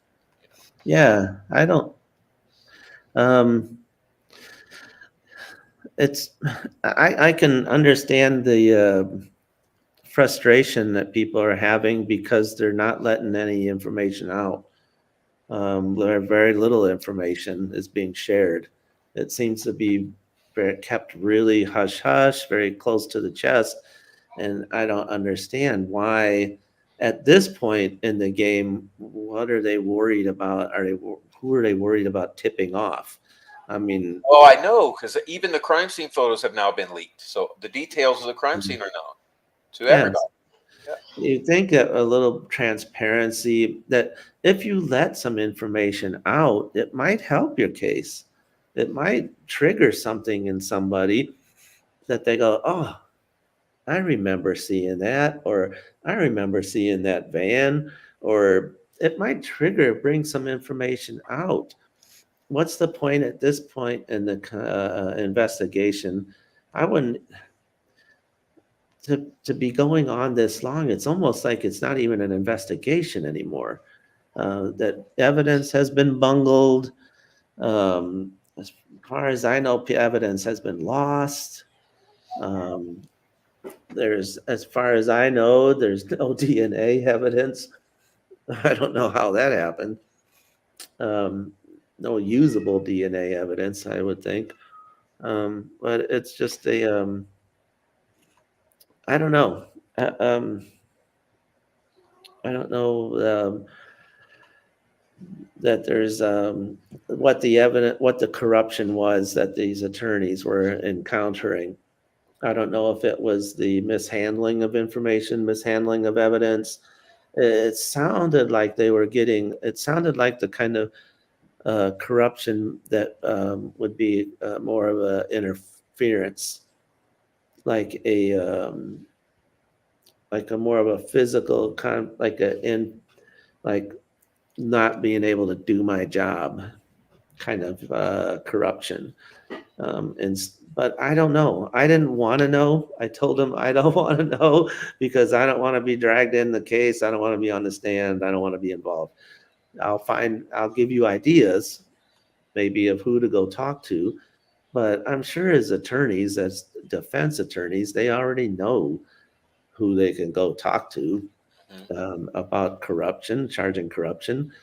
That's what but they asked me because they found out I worked with the FBI and I worked on a corruption task force. So um, I would obviously recommend to go to the FBI because I have a great respect for the FBI. They're very good at what they do, and they have all the time and money to do it. Um, and when the FBI arrests you, when they come to get you, your case is pretty much nailed shut. They don't arrest you unless it's because when I worked undercover with the FBI, we would sit down with the U.S. attorney and we tell him what we have, and he or she would just punch holes in our case, and we would Right, keep doing right. this over and over until it was like nailed shut. So, I see. Wow. anyways, Well, but Noe, um, Noe asked to join, and before you go, so let me see 'cause if Noe's I'm gonna have to go soon because I have to get up yeah. real early. But um, I've probably been talking too much as it is, anyways. How is I that? know All the listeners, everybody's am I in the room talking is too thinking much? there's a million questions. So, Joe, could I ask you that? Would you mind maybe in the next week or so, as you have time to go Mhm. back and read this, would you Yeah. maybe Can I respond give to a can I questions in the put an comments? email? Let me put my email, give them an email address, and it's Joe dash Swisher. That's JOE dash SWISHER at outlook.com. And Outlook. Okay. yep, and they can send questions if they want to make contact or something like that. Just give me a holler at that um, email address. Awesome. Yeah, you guys. So you Mhm. can get one-on-one answers from One Joe on there, one with um, real stories from the highway patrol. Mr. Joe. Kathy Yeah, says someday thank you. we'll have to have a show about all the crazy stuff I've seen and done as a state trooper. Oh yeah, we're ready for that. That'll be next. Let's see if Yeah. I can get Noe in here. And I know he wanted to say a couple things to you before you leave. So let's see. Okay. Yeah, that'd be Everyone, great. thank you and appreciate you so much. And so do I, Joe. Just honestly, and with all my heart, Thank thanks again you. for giving us the time. Yeah, no problem. I love it. Hey, there's Noe. Hey, Hey, Noe. Noe. Hello. Well, Yeah, Joe, hi Joe. We I know we haven't seen each other for a while. yeah, I missed you. Everything's Hmm. going good. All the guys are doing good. We're all doing good, man. Good. Yeah. But yeah, I just wanted to come in at the end and greet you and thank Mhm. you and tell you I miss you. But I know you're busy. I know what's going on with Yeah. you. Oh, and I wanted to ask you, how's the shoulder doing? Good. It's doing much better. Awesome, Yeah, awesome. it's taped up right now, but it's doing a lot better. And Hmm. 'cause I had two surgeries on my shoulder for a rotator cuff, Hmm. and it's finally healing. Awesome. But Awesome. yeah, I just wanted to tell everybody out there too that the reason I haven't seen Noe in a while is or Prof is because I'm running for state representative here in Indiana. Yes. Let me share that with the chat. Yeah, not going to talk politics. Just Joe is it takes up all my time. Joe's I'm running for State Representative District 50 in Indiana. So any of you in District 50, That's please vote for Joe. Wabash and Huntington mostly, but Mhm. yeah, it just takes up all my time. I'm going Yeah, to put a link here in the chat, you guys, for if any of you want to support his campaign, please see this Yeah, link here. I'm going to pin or it. just Go support Joe. yeah, He's just come trying his just hardest to advocate for the girls and for the people mhm, of Indiana District 50. So mhm. wouldn't it be great to see him Yeah. in Wouldn't the that be congressional cool? hearings and all of these? Oh, somebody in the state house that actually cares. yeah. Uh, you got my vote for sure. I wanted to add that I'm very grateful to over the past what is it, Joe? 3 years Yeah. maybe or 3 years. since I met Joe. Hmm. Met him at a very special and time of my and you've seen me go up and down and all that. But Hmm. I'm doing good. I'm very grateful to have you know shared some time and Hmm. talk, and you visit my home and etc. And the trips that Yeah. we've done have been very Hmm. just so healthy for me. I find a lot of peace and Me too. love and harmony, and you teach me a lot, and we miss you. But Hmm. I know that well, if you get elected, we're definitely not going to see you for a while. But we're No, there with you. I'll still be there. Uh-huh. I'll still be there. It's only a part-time job. Okay, well, yeah, we all miss you there, man, and the group's doing good. I go there. I still Hmm. go to our meetings twice a week. Okay. But yeah, I mean, a mentor, a friend, a sponsor. It's been Hmm. awesome. It's been awesome, and there's some amazing trips that I've made with you. And if you Hmm. have time, just let me know, and Yeah. we'll go We'll back. go have lunch again. Go. Yeah, Yeah. absolutely. Yeah, We'll we go out got there some. again. Yeah. Well, it's good to see you, Noe, Yeah, good to see you, Joe. but I have to go to sleep. It's past my bedtime. Go hit the Okay, sack, well, Joe, brother. thank you so much. I know everyone in the chat. Please give Joe a round of applause and support Thank his you. efforts. And Thank you, we'll see guys. him again. We'll see him Thank again. you all for Vote for tuning in. Joe. Vote for Joe. Where were you in the parades? You could have been in the parade with me with your tambourine. I was working, man. I missed all of them. I did make it to a car show, and I opened my camera and I showed Prof. I was on the phone with Prof, and I showed Prof one of the car shows this summer. Nice.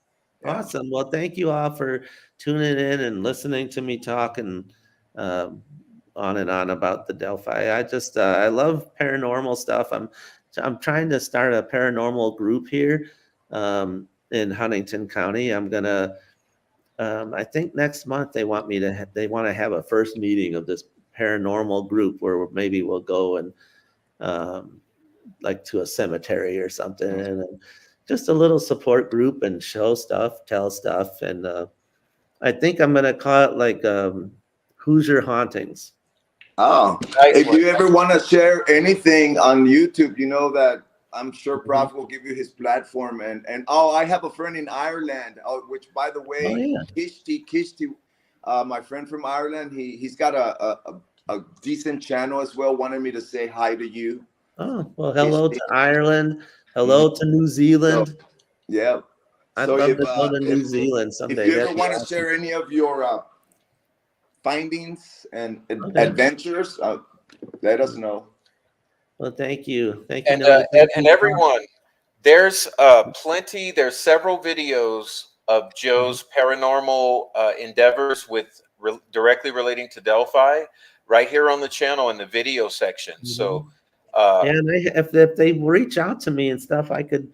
I've had experiences with paranormal stuff in Wabash. There was a mass murderer that killed a whole family and stuff like that, and in Wabash. And it's an interesting story, but I had a real uh, direct connection between some of his victims.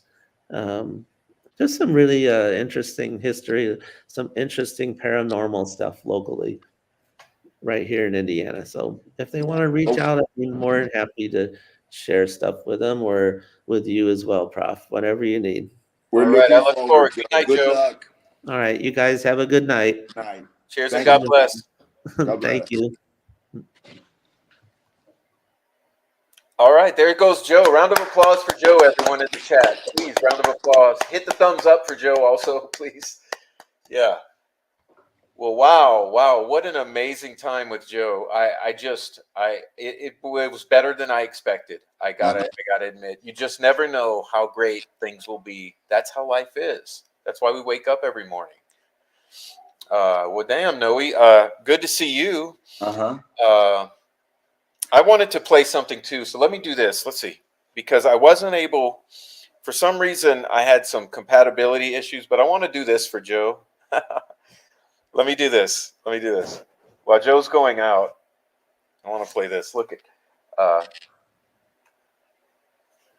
right, guys, this is Joe's last day when he retired. Okay, so I'll put this here so all you can watch it. Watch his salute.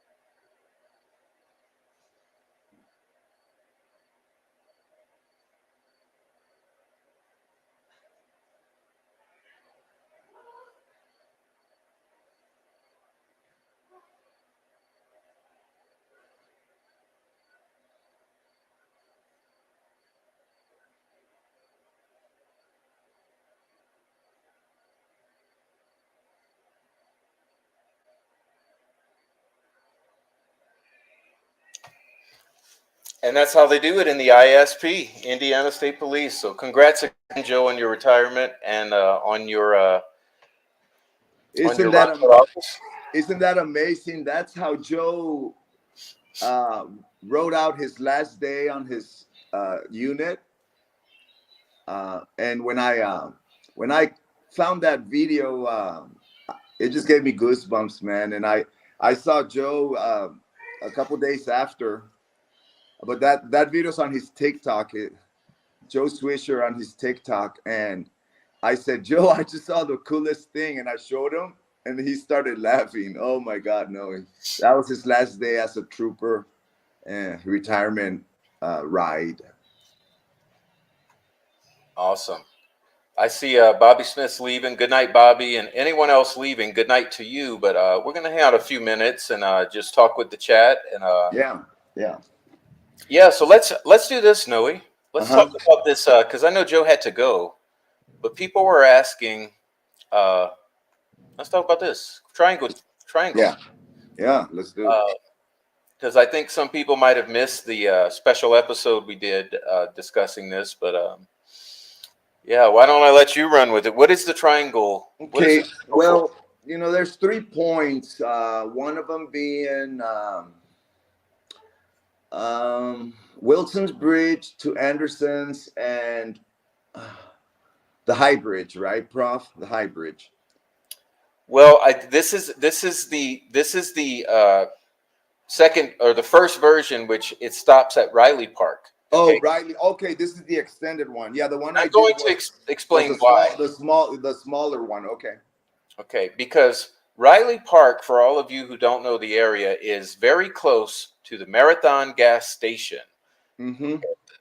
Now, there's some very concerning things about the Marathon gas station, but if you start to think that Tobe Lesenby was sitting in Riley Park, possibly, allegedly, uh, and we have several individuals, a flurry of activity of individuals going into Marathon gas station, and I'll let the chat run with that. So think about how easy it would be for anyone running into Marathon gas station whose digital video evidence has been destroyed, quote unquote, accidentally. Isn't that a pattern? Doesn't that seem to be a pattern with this case? Digital evidence is being destroyed in every important place, including all the activity at Marathon gas station. Okay, but And that is extremely concerning, man, because you know how Joe was sharing with us as a an officer, LE. You know, you canvas the area, you talk to people, you let people talk, you want to listen, and maybe there is something that you get a hunch or a gut feeling, etc. But with all these information, tips, recordings, interviews gone, you can't go back and look at that. So it just, I mean, it's incredible for me, to even try to understand how they can say that it was a one man gig here, a lone wolf theory, where like you can't even. I mean, isn't that the way they got to Allen, by going back to the previous interviews and previous notes? well, no. That's the story they're alleging. Well, yeah, but that's exactly what Joe was talking about. They went back, and that's according to the story, and that's how they got to Allen. But imagine if they could go further back to the, you know, what is it, 70 days after the homicide. I mean, you could get a lot more, and but you can't. Well, for instance, Betsy Blair allegedly produced a sketch during the time that 70 days are missing. I mean, there's just the fact that 70 days are missing, the fact that you don't have any cell phone data to establish a timeline from the family, and the fact that the Marathon gas station footage is deleted and someone involved in the situation who was working that day is dead, suspiciously, it's all very fucking weird. Hmm. Pardon my language. Yeah, it is. It is just, Now, and that's what that's the corruption that we are. I mean, what was the word that they said? It was accidentally deleted or recorded over, with the Marathon, accidentally destroyed. Yes. destroyed, and then the interviews and all that, they were accidentally deleted or re-recorded over. Accidentally deleted, Okay, recorded, whatever. so accidentally is the key word, right?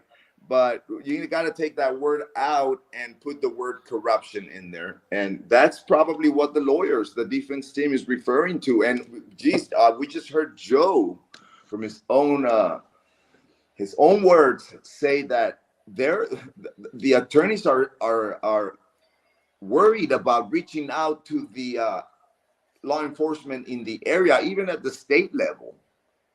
They want to know who can we go to that's gonna really help us look into this, because that is just completely, you know, it's not accidentally, man. Come on, somebody deleted this crap for a reason. All of it, all of it. So, Yeah. so let me point out for the listeners or the viewers. So if you look at the left side of the screen here, this left point is at the Riley Park, okay? And if you look really closely, you'll see in the center is Monon High Bridge, and at the Uh-huh. far right bottom is Wilson Bridge. Okay, so if you notice, you can leave Riley Park, traverse through the woods, going in this direction, all from, in other words, from one corner, the bottom corner of the triangle on the left, you can go in this direction all the way to the other corner of the triangle, which is Wilson Bridge, through the woods the entire time. And Or on the creek the entire time. let me add that last weekend when I was there, Fort Pitt, Josh was telling me exactly that, and he even pointed it out to me when we were arriving Riley Park on the canoe.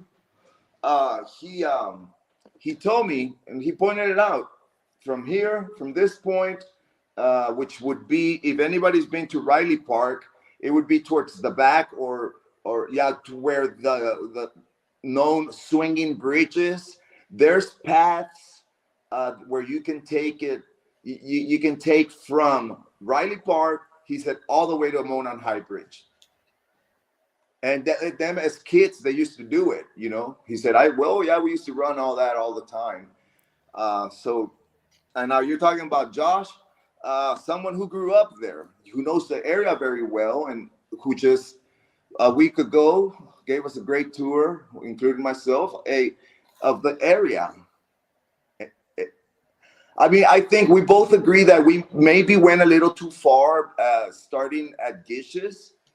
But the next time we're out there, we're gonna start at Wilson Bridge and hopefully give you guys a better perspective as to how doable this transfer or walking from one point to another point would be.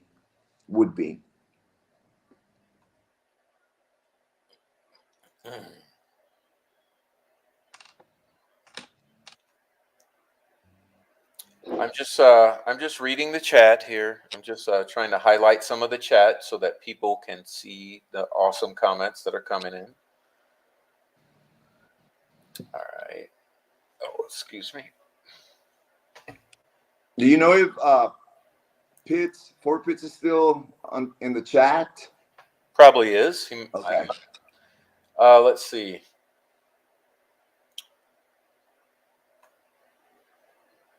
All right. So yeah, let me see what else we got. I guess I can go ahead and play this again because no, maybe I should wait. Oh man, I never know how far to push things, Noe. Go for it. Play it, man.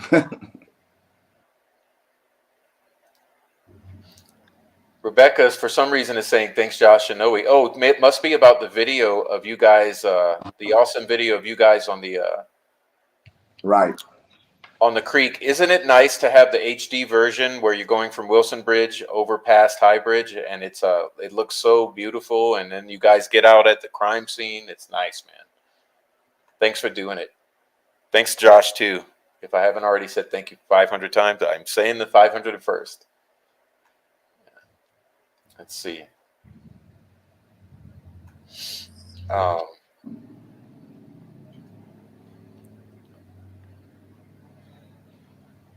So yeah,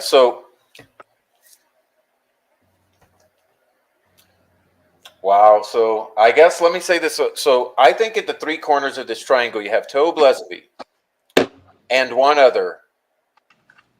Not going to release that name at this point. At the top of the pyramid, I think you have Shane Evans.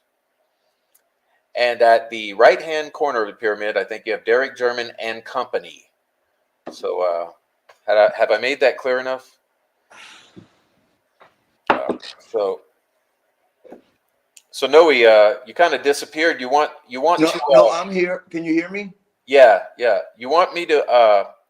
I'm gonna play this video. You wanna do a reaction or a commentary while the video plays? Yeah, sure. Okay, this is my video of Wilson Bridge Woods. Okay, so you're not gonna see the bridge. It's not about the bridge, but I played it while Joe was speaking, but I want to kind of narrate it some and get Noe to chime in here. Fort Pitt says he wants to go again. Yes, there is much to discover. I think it'd be so interesting to go, guys, when it's February and the creek is 1.5 feet higher. I think if you can match the conditions exactly to how they were February 13, 2017, that would be an amazing time to bring the canoe back out there, I think. All right. Okay. Yeah.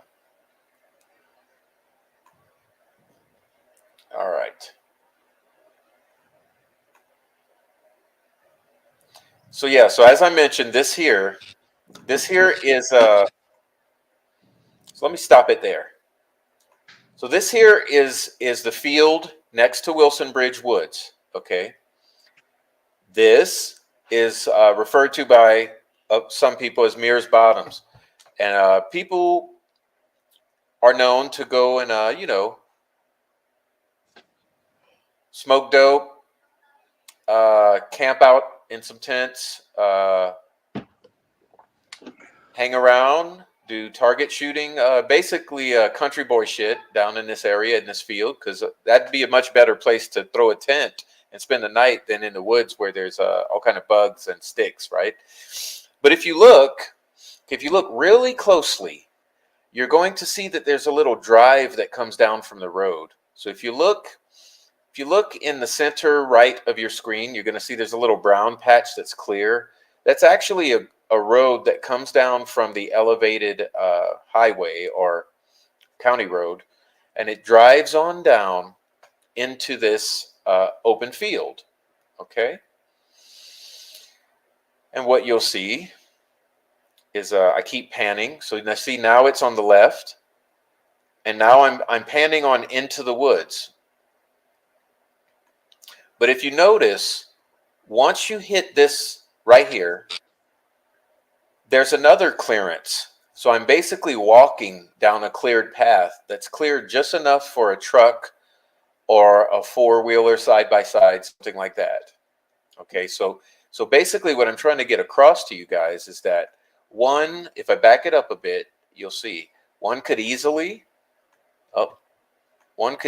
drive down into this open field from the road, from the county road, drive down into the field, you come on towards the camera, and then you basically pull right on in to this cleared roadway or pathway, goes into the woods. And that's where I'm walking. Now, as I'm walking, I'm going to be turning the camera left and right at times, but I'm kind of staying near the path that's cleared. Fort Pitt says ATV paths both sides of the creek and spots to even cross the creek. Right. Mm-hmm. Right. And if I'm going to pan left again, I want you guys to understand where the cave is, that the culvert that we're calling the cave. Okay. So watch, when I pan left, you're going to see the cave, the culvert is right in the direction I'm panning, but just give it a moment. It's going to show. Hey, Prof, when you were there making this video, you didn't see the culvert over there on the left? No, it's a little far to see, and my vision is a little. I need the glasses. I didn't have my glasses, but I also wasn't looking for it. So right. Well, you know what happened? My point is, you would very easily miss it if you weren't looking for it. That's what I was gonna say. Is when Joe and I was walking back from spotting that target shooting range poster, we were walking back just like you were on the video, and the spirit box said cave. And when the spirit box said cave, Joe said, "Oh, look, that's a cave." It was like simultaneously, and that's how we spotted it, because otherwise we missed it. We would have missed it too. Yeah, and it's basically, now the camera's looking in that direction now, but you see how thick, you can't see it, you can't really see it unless you're going to look for it, because all the woods and the leaves and the colors, and it's distant, and you'd have to look for it. So it'd be a great place to hide two girls, especially in the evening. Right. Right. Walking towards this stump. So this area here, I'll tell you what I think about this area here. So notice there's a what do you call these things? It's like a telephone pole that's been cut in half. I forget what you call that. Okay, but you'll see there's this little area here that looks like it might be some place you would set up a blind or you would set up a camp. Okay. You hear a little prop I hear a background? little prop. Yeah.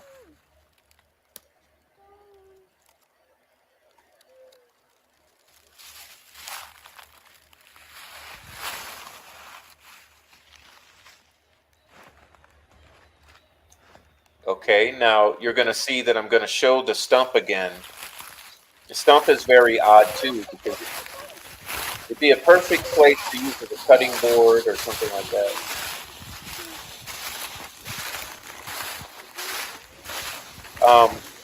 So basically, my concept, ladies and gentlemen, is that this basic area is where the little hut was set up, the stick hut, okay? I'm sure you're familiar with that structure I've been posting over the years.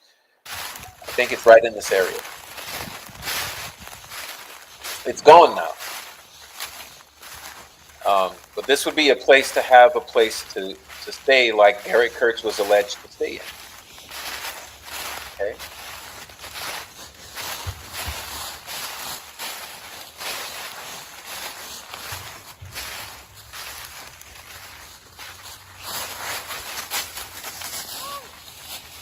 So the basics of my theory of the Wilson Bridge involvement in this crime is that this is where the problem first occurred. I don't think it was High Bridge. I think the problem started over here, is my opinion. All it is a theory. There's reasons for it, but for now I'll just say that this is my theory is that this is where the trouble started.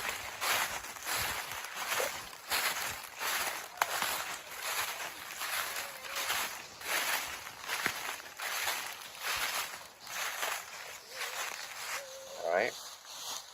So you see, now notice this. To exit the area, you have to go up a hill, okay? So notice, to pay attention to what I'm saying. To exit an area, you have to go up a hill to the road above, which is near where the bridge is, and there's a little gravel lot. Mm-hmm.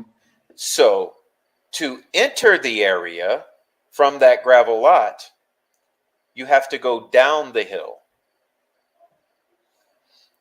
Are we making sense? Yeah, and then the word guys, like you guys talked about, why use that word? Yeah, so basically what I'm saying though is that this right here is a hill. Okay. Mm-hmm. You come down into the woods at Wilson Bridge.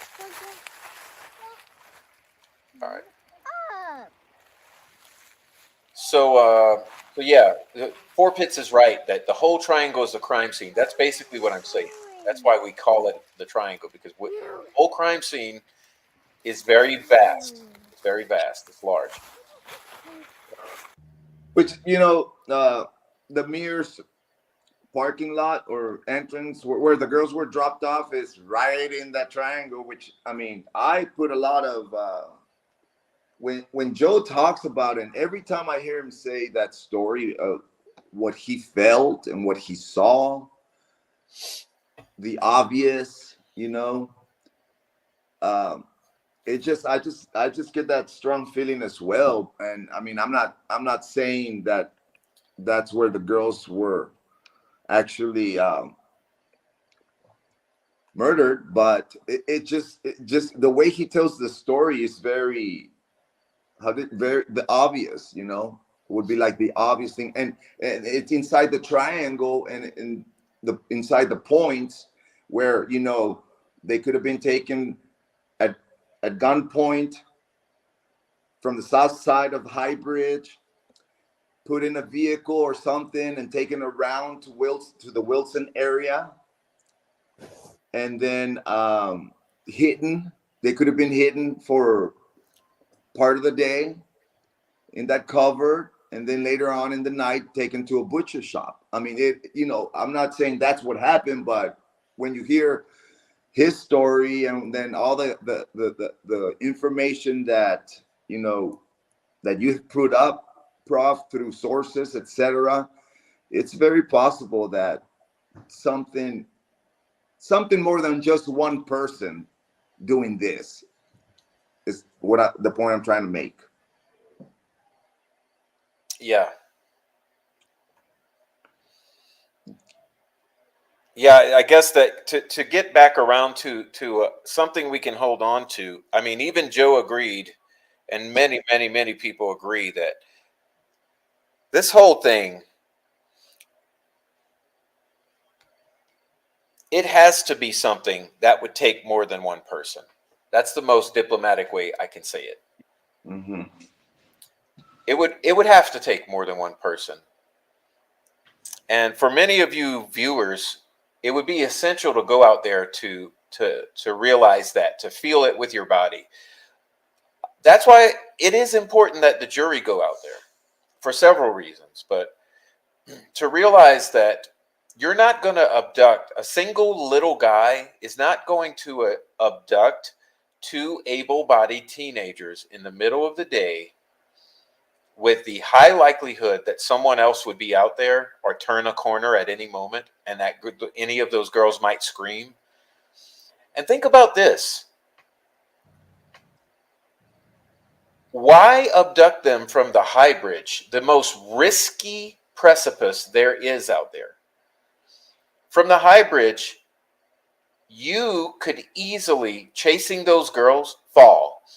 So if those girls took off running and they're near the south end where they could easily hit land within 2 steps, or they're already on land basically, why would a bridge guy, quote unquote, why would he decide from 50 feet away to start abducting them, knowing he'd have to maybe chase them over those railroad ties and maybe fall? It just makes no sense at all. You would be much more likely to abduct them from the woods that we were just looking at, from anywhere in those woods, from anywhere on dry ground, from anywhere over there at the Wilson Bridge gravel lot. It's my opinion. Yeah, I mean, your theory also makes sense that the girls they were on a walk and they walked all along the edge, or and make their way closer to Wilson Bridge through the woods, and then stumbled into some trouble, and then everything else unfolds. That makes more sense as well than one person did this by himself. Yeah, and I'm glad you mentioned that, because I want to touch on this because it all too often we get distracted with the issues of the day and we don't discuss things that deserve discussion, like geocaching, because the word of the day now is geofencing.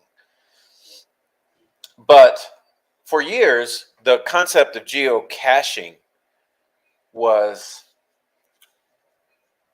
thrown around in this conversation. There's so many aspects to it and angles, but I would like to bring you back to Kelsey German's own words, particularly in association with the interview by James Renner in the Moose restaurant, or whatever it's called. So what Kelsey said is that in the weeks leading up to the crime, the girls were obsessed, extremely interested in geocaching and doing it all the time. She actually slips up and says, even today. Okay, so you know what Prof did?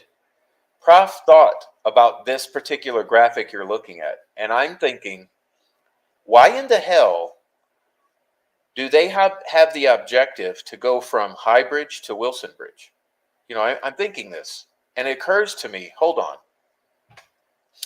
There's a geocache at Highbridge. Kelsey says that herself. That's well known. Well, she also says there's a geocache in the woods on the road to the trails. Well, is not that county road that goes from Wilson Bridge to the Harvest Store? Mm-hmm. Is that county road not the road to the trails? Where are the woods? Okay, so near Wilson Bridge in the woods, there was a geocache. The second geocache. So my mind immediately said, well, if those girls are obsessed with geocaching at this time, and if their objective was to check the cache at the High Bridge and go check the cache near Wilson Bridge in the woods, maybe that's exactly what they did. And they followed this yellow line. If they started at the High Bridge, if that part of the story is somewhat accurate, maybe they checked that cache and then they traversed the terrain here, like the yellow line is tracing, until they reached Wilson Bridge and crossed over Wilson to get to the other side of the creek where the geocache was, the second cache. And as I mentioned, my theory here is that that is where they encountered a problem. Mm-hmm. Okay. Well, then it would make sense for them to somewhere in this triangle, once they're abducted, to be held within these bounds somewhere Mm-hmm. until the cover of night or the cover of darkness, where you could then transport them in some way where they're not discovered in the cover of darkness to Ron Logan's and leave them there to be found at sunrise. And that's why I do that. Now, if we go and trace, so what I'm going to do is I'm going to do a mathematical formula here to trace for you the distance that Google Maps is showing, because I have two people who separately traversed this exact yellow path that I drew your attention to, and they said it was a 27-minute walk. Okay. So I'm going to do some math now. Watch this. The math I'm going to do is to discover how do you convert miles. So I'm going to go here and I'm going to say yards to miles. Okay. So I'm going to do this for you guys. I've already done it. But I want to do it in real time. Okay, yards to miles. There we go, converter. So we're going to do it here, live in person. And we're going to say 360 yards, 1.34 miles. Before I've said a mile and a third. So that's essentially a mile and a third of foot pathway. Okay. It's a New Day says it. There's a cache there. We even went there the weekend it all happened, but Libby wouldn't go without me. That's what she said. Yeah.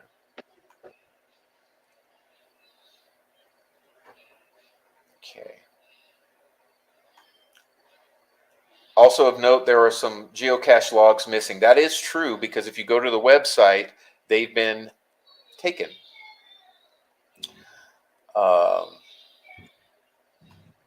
Okay. Hey, Noah, you still there? Yeah. I just checked my camera, but I'm here, Prof.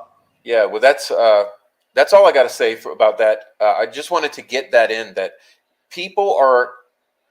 See, I believe the geocaching itself as an activity, the girls were heavily engaged with, preoccupied with, and possibly the motivation to be out there, it can't be forgotten or set aside or replaced with geofencing in people's brains. Okay.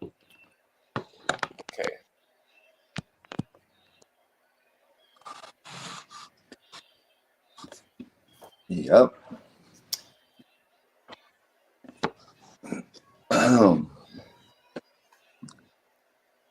All right, so I'm seeing the chat here.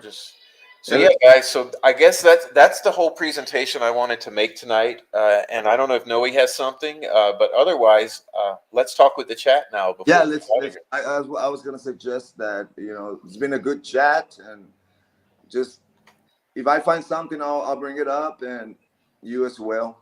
So I'm gonna go up and see what they're saying. Oh, you mean you're gonna leave? No, no, I'm Watch. Okay. on the chat here. Awesome. Yeah. So Find some. I mean, I obviously I can't highlight them, but I'll read them. yeah, Kiwi is repeating what I said. Kiwi is repeating what I said. Yep. Gianna says she's lost, but that's okay. That's okay. This is, as I was explaining or discussing with Mr. Joe, it's an extremely information dense case. And part of the reason for that, I guess I got to say it this way because I don't want this to be forgotten or missed. The reason it's so information dense is not because of the accurate information about the case. It's because of disinformation and misinformation that has been purposely interjected into this case. That's why there's so much. Okay. So don't forget that. All Eyes on Delphi said, Libby texted Abby to come spend the night or stay for dinner, blah, blah, blah. Right. I get you. I get you. There's all that stuff. Thank you very much is a God thing. Thank you very much. Uh, so, so, keeping in mind geocaching. Well, what's something about geocaching? Well, people can see where you are, where you've been. What's something about Snapchat? People can see where you are, where you've been. Remember all of the telephones and the show my location, share my location. So there's a high likelihood that people could see where you've been, but then there's an equal possibility that people were not tracking their movements. There's a high likelihood that people were catfishing them around this situation. We know they were being catfished in general, but we don't know regarding this particular situation that led them to be out there, whether they were geocaching, whether they were catfished as part of this. But it's possible. So it's equally possible, yes or no. But all of these things are factors that come into play. And you have to keep in mind that there is misinformation and disinformation, both of which have been intentionally interjected from before day one, in my opinion. The I says, IOV Puffis says, also Becky Patty said the girls had not gone geocaching for a while. Either she didn't know or she was trying to conceal the girls were out in the woods. Oh, wow. Wow. Let me say this first. It's a God thing. It's been a great week of lives. Thank you. Well, thank you. It's a God thing. That's beautiful. Thank you for the support. I've repeated several times to you guys that I could really use the support. I need the support. The support is very helpful because the more support, the more I can concentrate on this and not be trying to catch up with all the other technicalities of real life, as far as taking care of all the things I need to take care of. So thank you so much. I really appreciate the support. Anyone else would like to support, please send the support. It's useful, and I really do appreciate it. Thank you so much is a God thing. I have a papa says, also Becky Patty said the girls had not gone geocaching for a while. Either she didn't know or she was trying to conceal the girls were out in the woods. Yes, because, well, one thing we can say without any allegations whatsoever is that there's conflicting statements. Okay, and as you may remember, those of you who have been into this case, that's the thing with this case, and that's part of the reason for the questions for the family that have arisen over the years and that people have, is that there's so many conflicting statements, conflicts, odd behavior, body language, coincidences that are just too many to accept. And so there's all of that. Thank you so much. It's a new day. Thank you. So there is that conflict, and there's so many conflicts, and it's just like the coincidences. What are the coincidences that we don't have anything from the family's phone, but we do have Becky Patty herself gaining data from AT&T to establish with us that Derek German was at Wilson Bridge. Okay, so we've been given a very specific timeline. You understand that? So let's talk about that for a moment. I'm sorry I didn't get it. I meant to have it ready for the screen. But in this narrative, okay, in this narrative, you have Derek at Wilson Bridge in the 3 o'clock hour, mysteriously, for no reason whatsoever. You know, that was put out in the very early days, placing him there, making a phone call. You have other alleged calls from Derek. Then later, once he allegedly leaves Wilson Bridge and ends up at the trailhead. Then you have a 4:12 p.m. Becky call to Kelsey, who has the very odd statements made about missing the call the first time, but then noticing there's a second call and is at the boyfriend's house and something about washing the truck or cleaning it out, and Becky says, have you heard from it's just a story, doesn't make sense whatsoever. A 4:12 call from Becky. Have you heard from Libby and Abby? Becky calls again, 4:17, no response to Libby. Becky calls again at 4:17 to the girl's friends. So it's as if at 4 o'clock all hell breaks loose.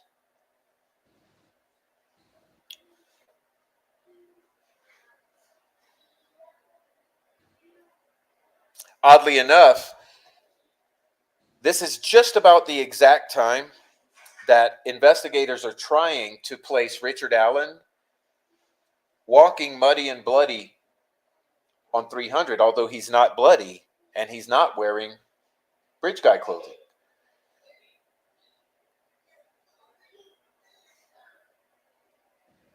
So how do you explain that? How do you explain that simultaneously you have Sarah Carbaugh see some guy muddy in a tan coat walking towards Amir's property. Mm-hmm. At the same time, Derek's calling Libby. Derek's calling Becky. 15 minutes later, Becky's calling everyone, freaking out.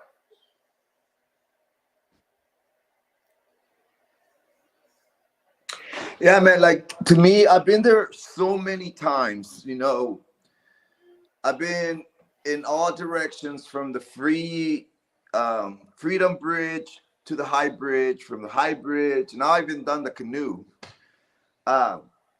There's no way that with the amount of people that were there between what was it 3:15 when Derek got there, or 3 something. The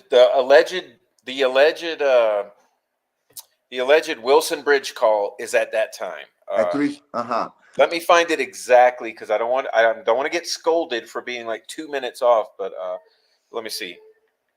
Yeah, I guess what I was gonna say is there's no way that like only one person witnesses this muddy, bloody guy. 3:11 is the time. 3:11. Yeah, that's it. Wilson Bridge, 3:11. Mm-hmm. I mean,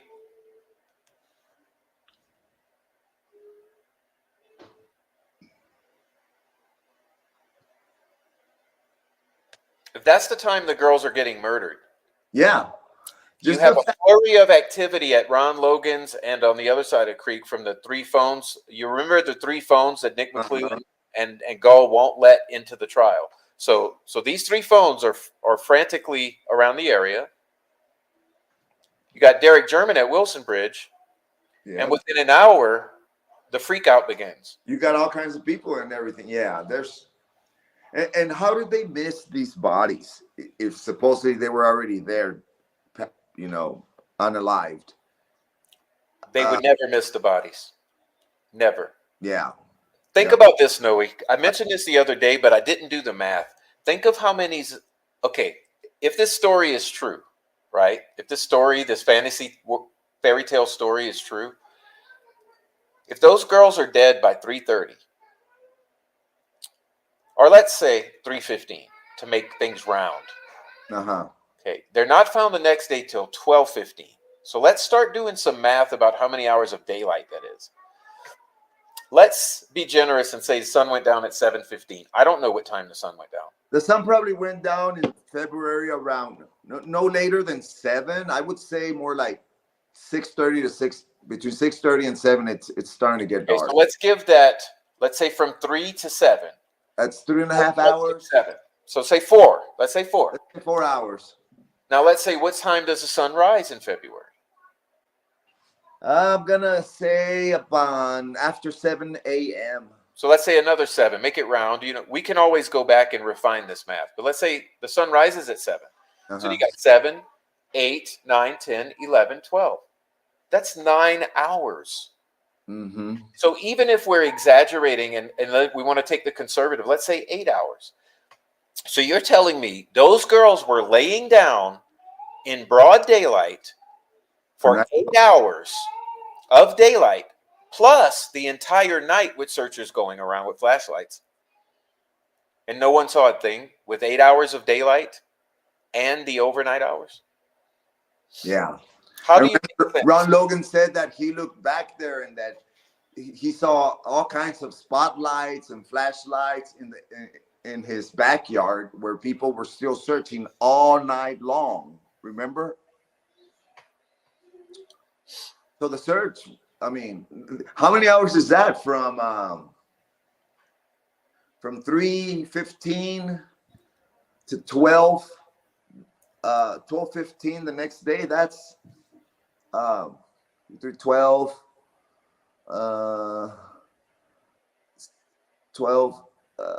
19, almost 20 hours. No way. It's just no way. I mean, this is how this does not make sense at all. Yeah, It never will. 20 hours. The body's laid there for 20 hours. Thank you so much, Gianna and Tammy Martin. Look at everyone's being generous, and I appreciate that. You guys are gonna push me to. I'm gonna fight hard for you guys. I can't even tell you what happened today. We made a major accomplishment today, but I can't talk about it yet. But thank you so much, and thanks. I want to thank Four Pits. Four Pits and I we made a major stride today, so we'll be talking about that at some point. Thank you so much, Tammy. Yeah, I want to say thank you as well for the prof, because I talked to the prof quite a bit, and yeah, I'm sure he appreciates any kind of support. He does a lot of work, man. It's crazy. Man, this chat is going so fast I can't keep up. I'm going to try to speed up. Let's see. Yeah, so I left off with 20 hours. Those, you know, the poor girls were laying there, and it just doesn't make sense. No way. Doesn't make sense at all. I'm sorry. I'm sorry. I mean, look, as much as I wish it all made sense. See, people think that we're mean or we're what are the words that have been thrown around? You know, like family. Yeah, I mean, do you think the objective is that we want to be angry about shit that's not reality?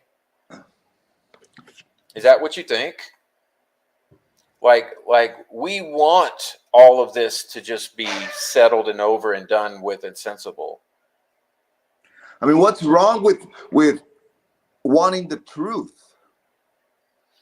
How do you have girls sitting out there from, let's say, if this theory of the crime is correct, which we know it's not, it can't be, from 3:15 or 3:30 until 12 noon the next day? Mm-hmm. with hundreds of people searching, including an entire family, and hunters and sheriffs and volunteer firemen, Yeah. emergency workers. No one. You have a perch over at the Weber's property across the creek that looks right down onto the crime scene. Mm-hmm. And we already calculated you have at least 8 hours of broad daylight. And, And and one I've of the been girls there. is nude. I've been there. Like I said, many times. And when you get up there, right before the ravine, when you got to go down the ravine and then back up, and then you're at Logan's. When you get up there, you can see clear, especially with no without the leaves. You can see clear into that staging scene. That, you know. And are you gonna tell me that none of the searchers or the family or whoever came out to help look for the girls, they didn't walk in that direction? There's They no way. I mean, that's the thing I was saying the other day, and many times, Noe, is when you're going onto the high bridge, all you uh-huh. have to do is split off to Go the left, left. and Yeah. that trail goes where, Noe? That trail goes straight to the ravine, which the ravine is right there. And right when you get to the ravine, you're way up high. The creek is way down low. And if you look straight ahead, you can see Ron Logan's property, which is just feet away from the barbed wire fence and feet away from where they were found. How could you not have seen the girls from right up there? I mean, how would you not have walked right to the girls? Exactly.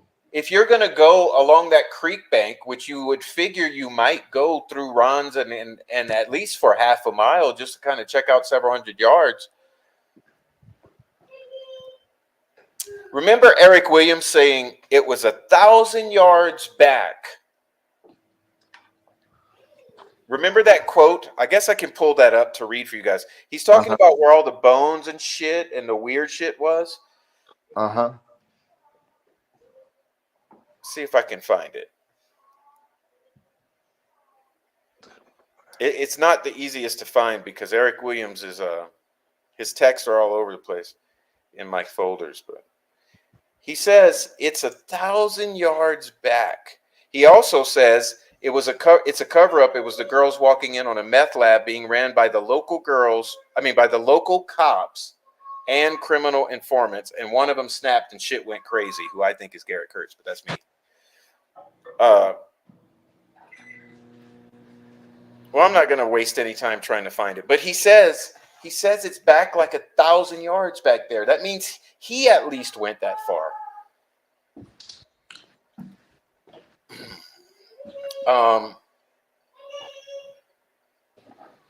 Thank you, Truth Seeker, for becoming a member. I don't understand why so many searchers looking for the girls so fast. Where I'm from, it would be at least a day. That's another thing.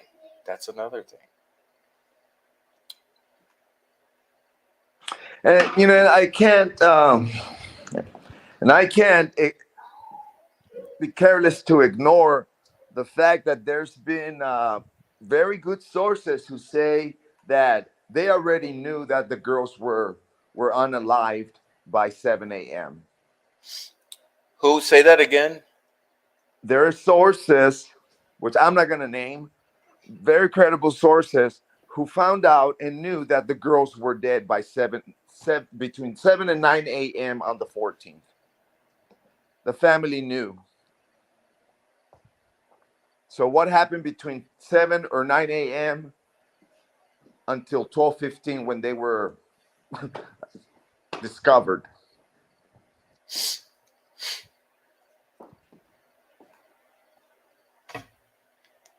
You know what I'm talking about, Prof. Yeah, that if they're discovered I mentioned this last show. Someone would have to be insane to think that when all those all those pings came through at 5:33 a.m. Are you telling me AT&T is pinging every 15 minutes, and suddenly at 5:33 a.m. a flood of them actually hit?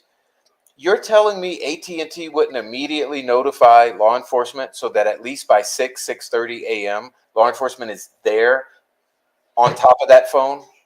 Uh-huh. It doesn't add up. It doesn't add up. I think someone turned that phone on at 5:30 a.m. to cause a beacon to allow people to find the girls, which would have been sunrise. So as soon as the sun's up, they want the girls found. So boom, boom, boom. So were the girls found at sunup?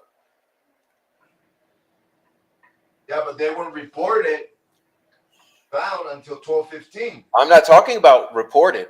I'm saying were the girls found at sunup? Yeah. We know when they were reported, Right. which none of it makes sense.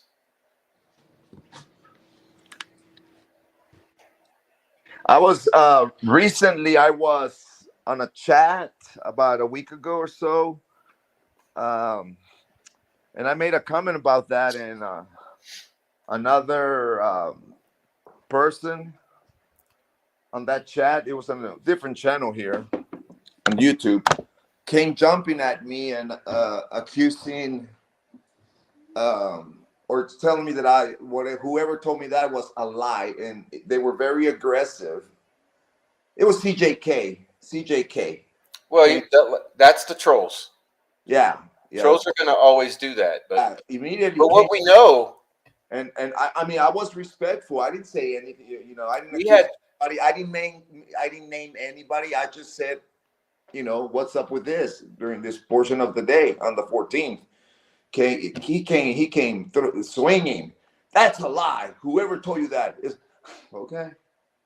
Sure, but well, when they say lie, lie, lie, you know that you're telling the truth. and we're not gonna stop talking about it, right, Prof? We haven't, have we? No, we're not.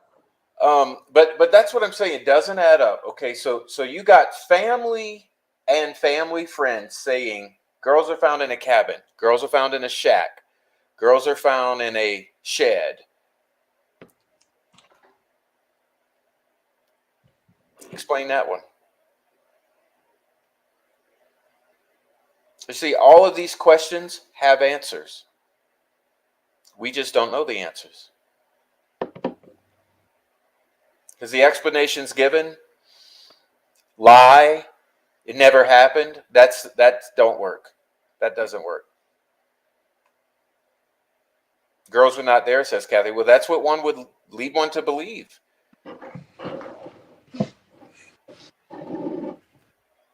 What is the proof of life? That's another thing, because remember, the Snapchat ain't on Libby's phone, quote unquote, the phone found under Abby. It would lead you to believe that everything's a lie. Everything. And that's what a lot of people thought from the very beginning. Yeah.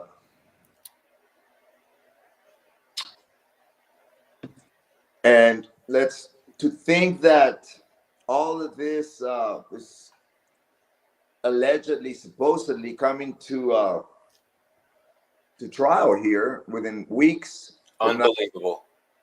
Unbelievable.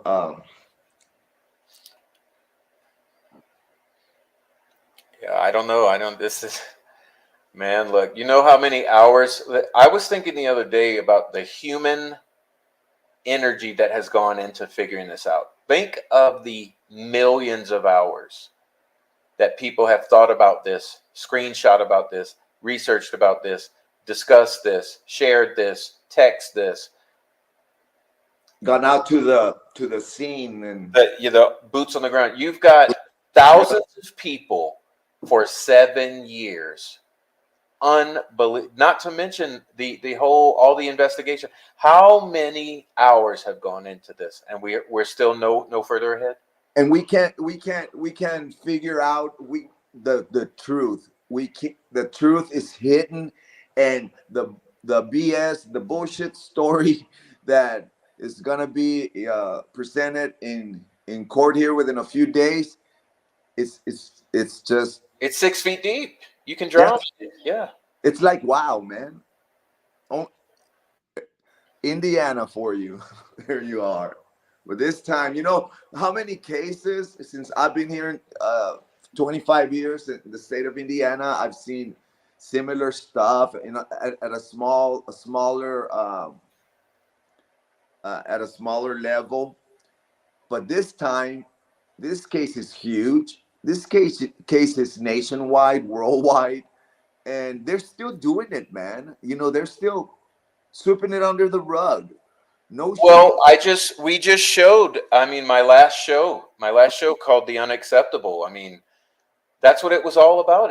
That's not 7 years ago. We were talking about what's going on right now. Mm-hmm.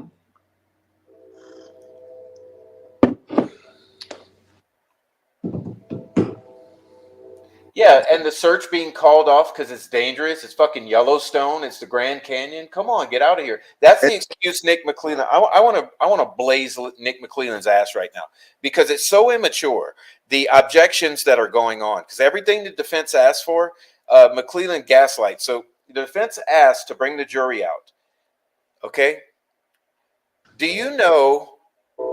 Let me read you some of the stupidest excuses in the world that Nick McClellan is coming up with to ask the judge, which he will be given, to deny that request.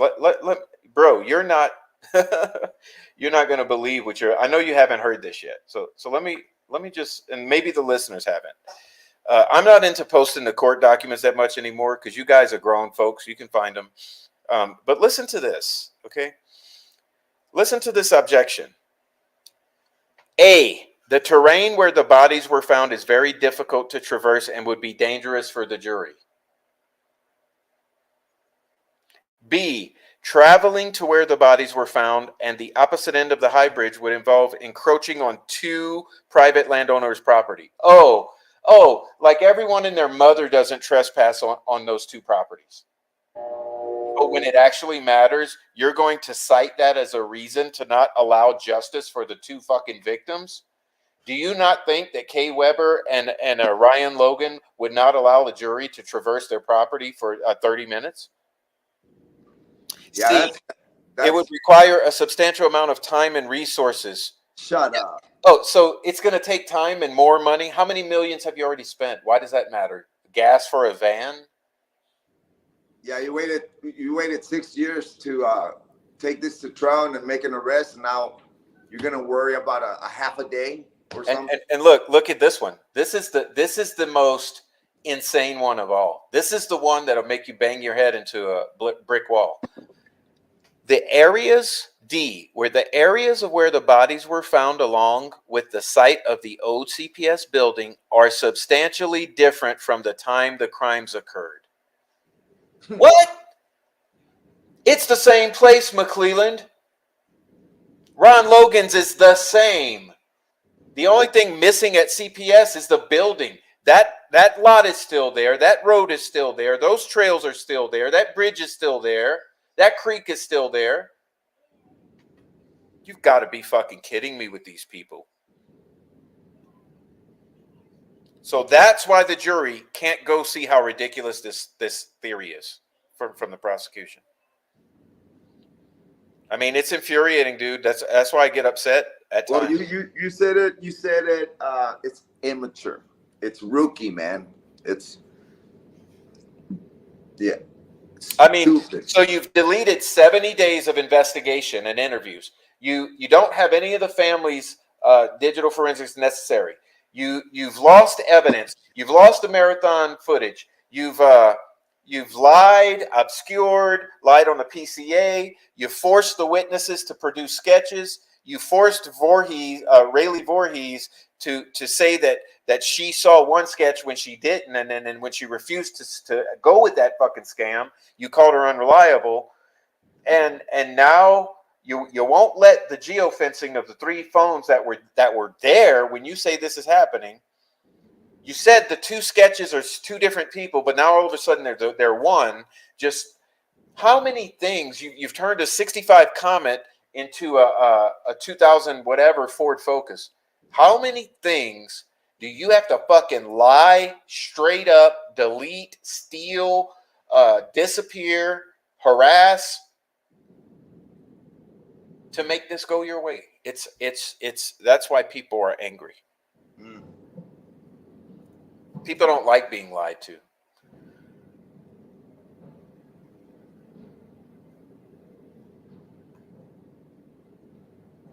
Sorry, Noe. I know I got a little carried away, but It's okay, Prof. let me get back to the chat. Jesus Christ, man. It's just too much to bear, dude. We dedicated years of our life to this, and it's these type of gaslights. It's just, Yeah, I hate the word. I don't even want to say the word.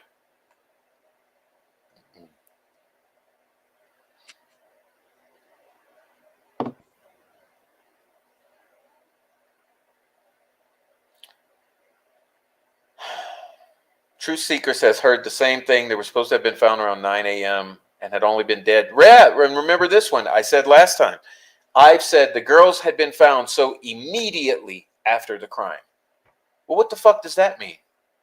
19 hours? Immediately? Or does it mean 19 minutes? What does immediately after the crime mean, Robert Ives?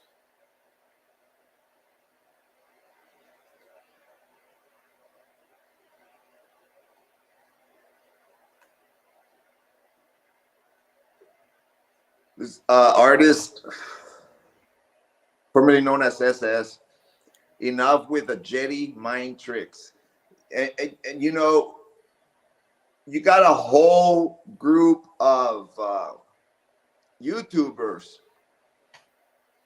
who are playing around with this Jedi mind tricks and push that narrative nonstop. You know, like,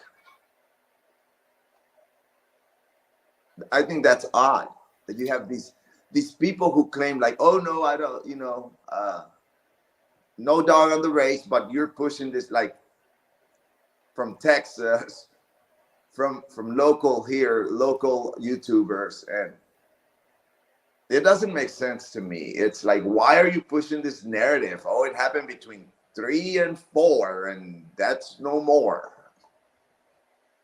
Look, Digital says Erskine said on a live that they were found much earlier, and what he observed was nothing like what is now being discussed. Where did he say that, Digital? Can you dig that up and let me know?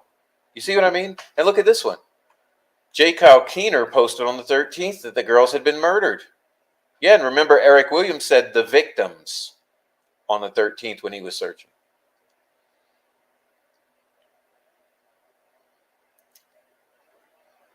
Kevin Rawalski, where are the search party members that claim they were at the crime scene at 6 p.m. Nobody's there? Yeah, where are they? Why don't they come out and What's up, Phoenix here? What up, Phoenix? Everyone who's come in. Sorry I didn't greet you guys, but you know we say hello. But welcome everyone who's come in. We appreciate you here. Please enjoy the chat. We're enjoying it. But let's see. Oh yeah, there you go. Is a God thing says it's an unbelievable amount of collective thinking and gathering. Yeah, think of how many thousands, millions of hours. Prof, absolutely. Personally, I've researched days and background checks and digging up records. I had to stop a while because it's too. Yeah, me too. All day, every day. All day, every day. No, he knows it. fact? It's a new day says nonstop. Yeah, that's how we are. Because we over here in this community, most of the Delphi community gives a fuck about this crime. They obsess over it night and day. Most of them. There's only a few who are just totally FOS. And the real killers are still laughing their asses off. Yeah, I think so.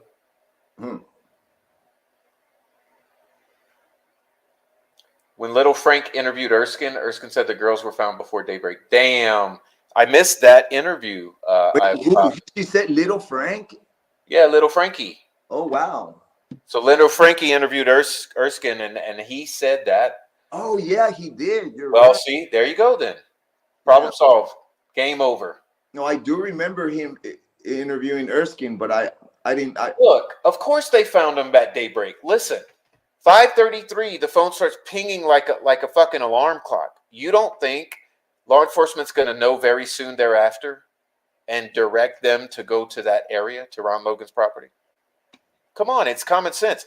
They chose to not announce it until noon. Until 12:15, exactly. That's the first lie. Or maybe one of the first lies. One of the first, yeah. Maybe the first lie is who and when they were dropped off, allegedly. Or yeah, you could go. Keener said he photographed the crime scene, so if he posted that on the 13th, then it wouldn't make sense. Then it would make sense it was photographed in the dark. Yeah, it appears to be photographed in the dark. I agree. Defense is doing the job. No. Defense and some of us are doing the jobs of law enforcement. Yes. The jury wouldn't even need to go down the hill. They can see it from the backyard of the Weber house. There you go. Boom. Yeah, that's another good point there for Mr. Slick Nick. They can simply take the jury down the trails, cut left before the high bridge, and take them just to the top, just to the ravine. Or they could take them just to Weber's and say, look, down there, that's where the girls were found. They can go and put like a target or a circle of yeah. They can say, look, the girls were found right there. So if you see them for 7 hours or 6 or 8 of daylight, wouldn't you see them? 20 hours they were there. They were there for 20 hours right there and no one saw them. Are you fucking kidding me? Yeah, take them to the ravine and then look down there. You see that area over there? Because you can clearly see it. That's where they were found. Now, is coming in with an amazing point. Yeah, it's a crime scene. How the property fucking owner feels about it is irrelevant. Yeah, he's out of his fucking mind. He's reaching. Thank you, Michelle. And you don't know how much that means. We're trying to survive over here, and Prophet's had a difficult 6 months. Okay, but $20 Canadian. But yeah, it's a crime scene. You bring them to Weber's and you say, look down there. That's where the girls were for 20 hours. Yeah, that defense team, they better push for the jury go see the area. Because they don't have to go down the ravine and up and jump over the barbed wire fence or none of that. All they got to do is walk up to the ravine and look down. And you can see everything. And then that's going to make the jury really think, how could one person do all this? And they can take them around do all of this to Weber's property and take them to the south side of the bridge. Okay, it's McLean. That's just careless, irresponsible. 2 ears, 1 mouth has a good point here. Nick doesn't want the jury to know how ludicrous it is that Rick Allen did this all in an hour. No, didn't we time it to like 18 minutes when the phone drops? 18, 19 minutes and the phone drops, which you would expect he assaults them immediately. In less than an hour, more like 30 minutes or less, you expect that all that happened, and you expect he did it in broad daylight, and you expect no one else was out there when we know there were others out there? That's why he needs the geofencing out? I mean, dude, it's as if they expect kindergartners to get on the stand. I mean, in the jury box, they expect the jury to be full of kindergartners, and they're going to believe all this shit.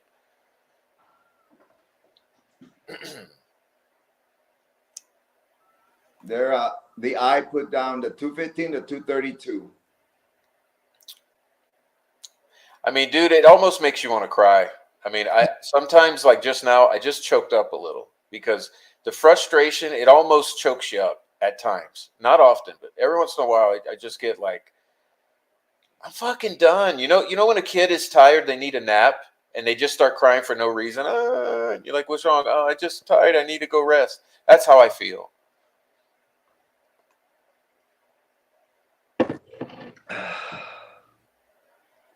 And the thing about this chat, everything people are putting up, it's just absolute facts. I mean, I'm not seeing many rumors or lies in all this. This chat is fucking brilliant. You guys know the case. Yeah, man. They're all good. I mean, it's funny because even Joe, Joe doesn't know the case that well. Master Trooper Joe, he doesn't sit here and study the case and obsess in text messages and conversations and watching YouTube videos every day. Joe only knows what he personally has done. Basically, he's not a fan of Delphi. But even people who don't know the case, like most of you, that like people know that there's just 25 years or whatever in the state police. You think he doesn't know? Like, Noe, would you tell the story real quick about when you guys went out there and how he zeroed in on that target practice and how his instincts were really apparent? Yeah, we walked down that path from the gravel parking lot right before Wilson's Bridge, and well, I had my camera. I was, filming and entertained with the camera. Joe was looking at everything. He was turning stones over and kicking things out of the way. And I mean, I learned a lot from Joe that day. I would have missed the target range, but no, he was just like looking at everything, touching trees, um, observing the area, and I was amazed why I understood why he had to have been a real good uh, law enforcement officer, because what I witnessed from Joe that day, it was like, oh, the shirts. Another thing, when we found the shirts, it was a box. He went straight to the box, turned it over, and a bunch of clothes come out flying. I would have never done something like that. So skilled, trained, very, very alert, very alert. I was amazed with the way he was carrying himself compared to me. I was like holding onto a camera and looking at the oh my God, I can't speak now. The panoramic views and the trees and stuff. And while he was like really like putting his hands on things, turning them over, he spotted that target shooting, immediately found the bullets or the shells, and picked up shells, pocketed some, and I mean, like a true investigator. I was amazed. And every trip that we've made to the area, that's what he does. He looks at everything. I mean, certainly has the Got an instinct, and even the fact that he took some of those shirts home or whatever. I didn't know he did that. yeah, we grabbed one. Yeah. At least it's in safekeeping. It's like it was the same with the earrings. It's like, why is it up to the public to do the job of the investigators?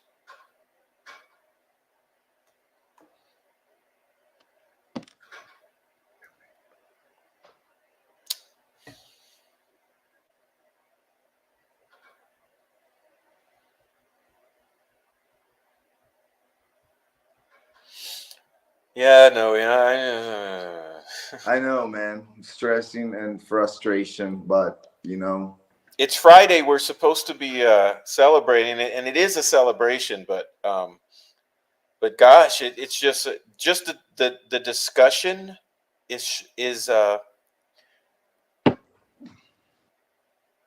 it's anxious.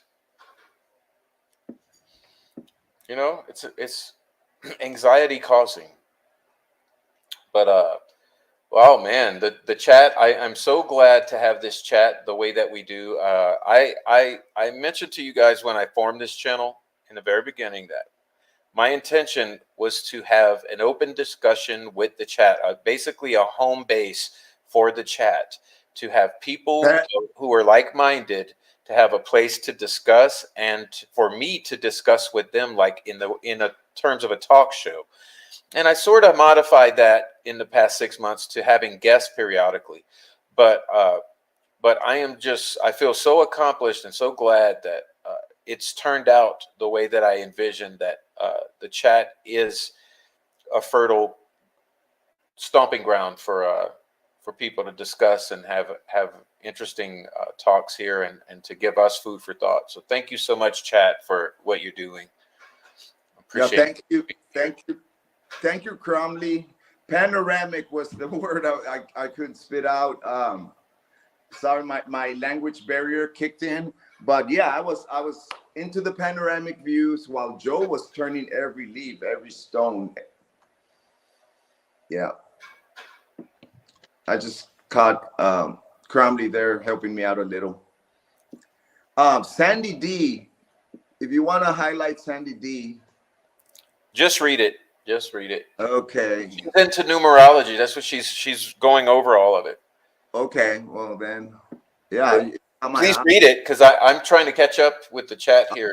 Sandy D, Heathens 257, Monon Hybrids 257, Pineal Gland 257, Gradient Club and Foundation 257. Donation, Alphonse Francios 257, died at 80 years old 257. Let today be the day, 80 as tour 80, 3%ers 80, Heathens 80. Yeah, and if you guys also know, I don't know how many of you may or may not have watched Scott. He's over at Scott2296. Scott2296 has some very interesting food for thought as well. So you could possibly take Sandy's work and Scott2296 and start to put some of that all together into one cohesive whole. I think you'll have a little picture of what we're feeling is an aspect of an overarching view of some of this. Keep doing what you're doing. Send in all tips. No tips are bad. Ongoing investigation. Yes, keep doing it. And I told you guys, without hesitation, I tip into state police as well as defense. Okay? Because there's no excuse when you do it that way.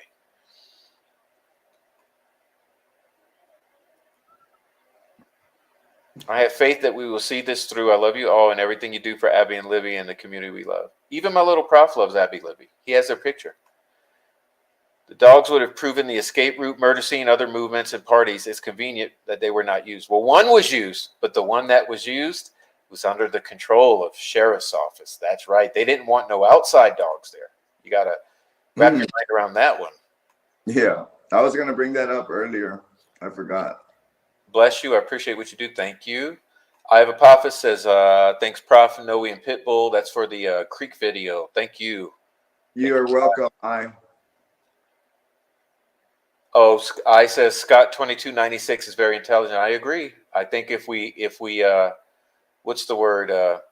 Put all the work together, you start to have a glimpse of maybe some sort of larger plan here, but who knows? Who knows?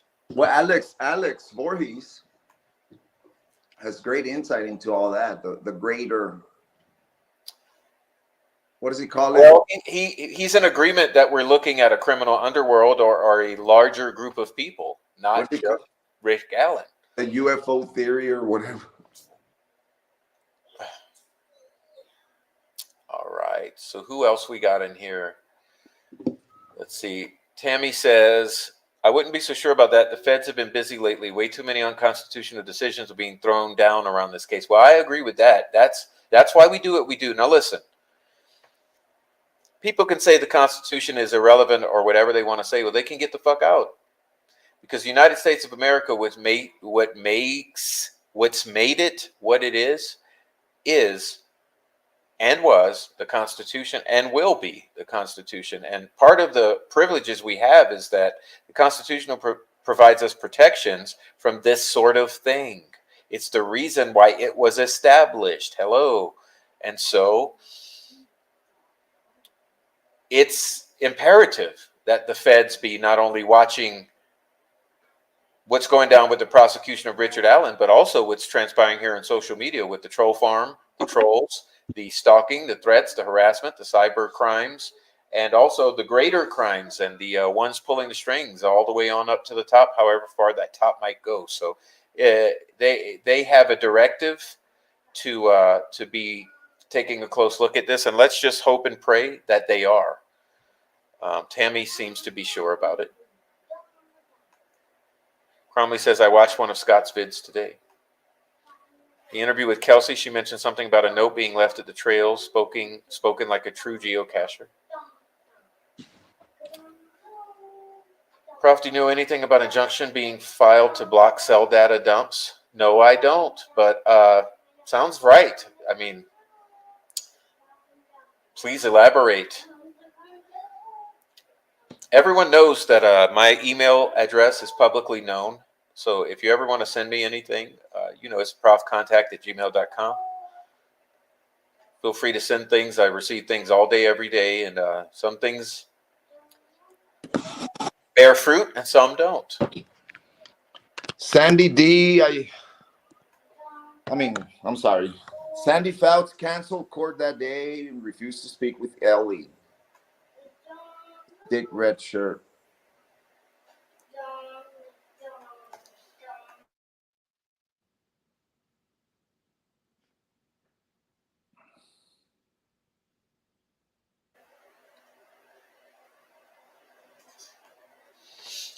Yeah, but don't be so certain about Jalen either, because we don't know the extent of her involvement in all of this or not. So pray for the jurors that they have discernment.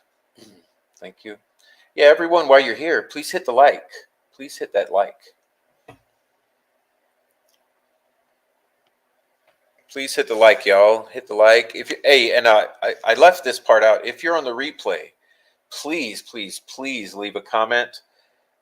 Just like I mentioned that the conversation with the chat is the focus of this channel, you best be guaranteed that the comment section is part of that. So guarantee you, if you leave a comment, I will read it, I will love it, and I will probably reply, or at the very least, screenshot it for future consideration. I've gotten so much value from the chat and the comment section and things that I've looked into that have borne fruit. So please continue to engage in the comments, and I know that the community loves that. Okay.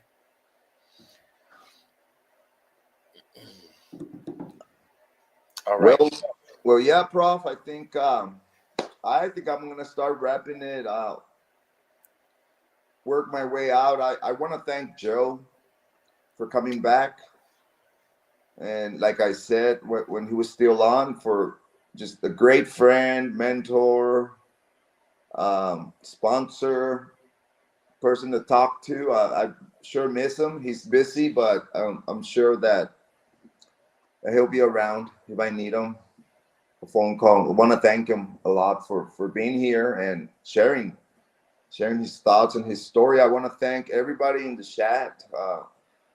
Our main friends like the Pitbull, the Sandy, Carol, all of you guys who support the Prof. You see, I've stuck around with the Prof here because I know that the Prof has a good heart. We talk a lot, man. I talk to little Prof. He shares things about his life with me, and I know that Prof's a good guy, and that's why I've stuck around with him. And another one, Kishti, even though Kishti in Ireland, who's not lately hasn't been very active in the case, but he's another guy with a great heart. And we're going to be working with Kishti as well here very soon. I've made some arrangements, and we're going to talk to him soon, and we're going to hopefully to reach a larger audience as well. His audience in Ireland and around the world. And Prof, thanks for letting me in while Joe was still on the show, giving me the opportunity to say hi to Joe.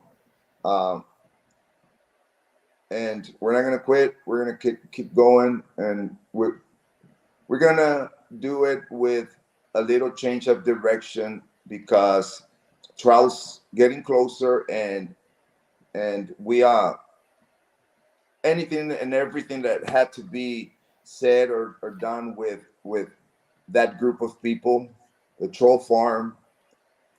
I think we've done it all.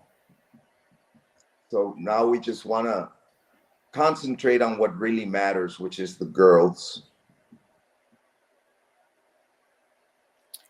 Well, and I want to say about Joe, just so the people understand his heart and his dedication or conviction about the case.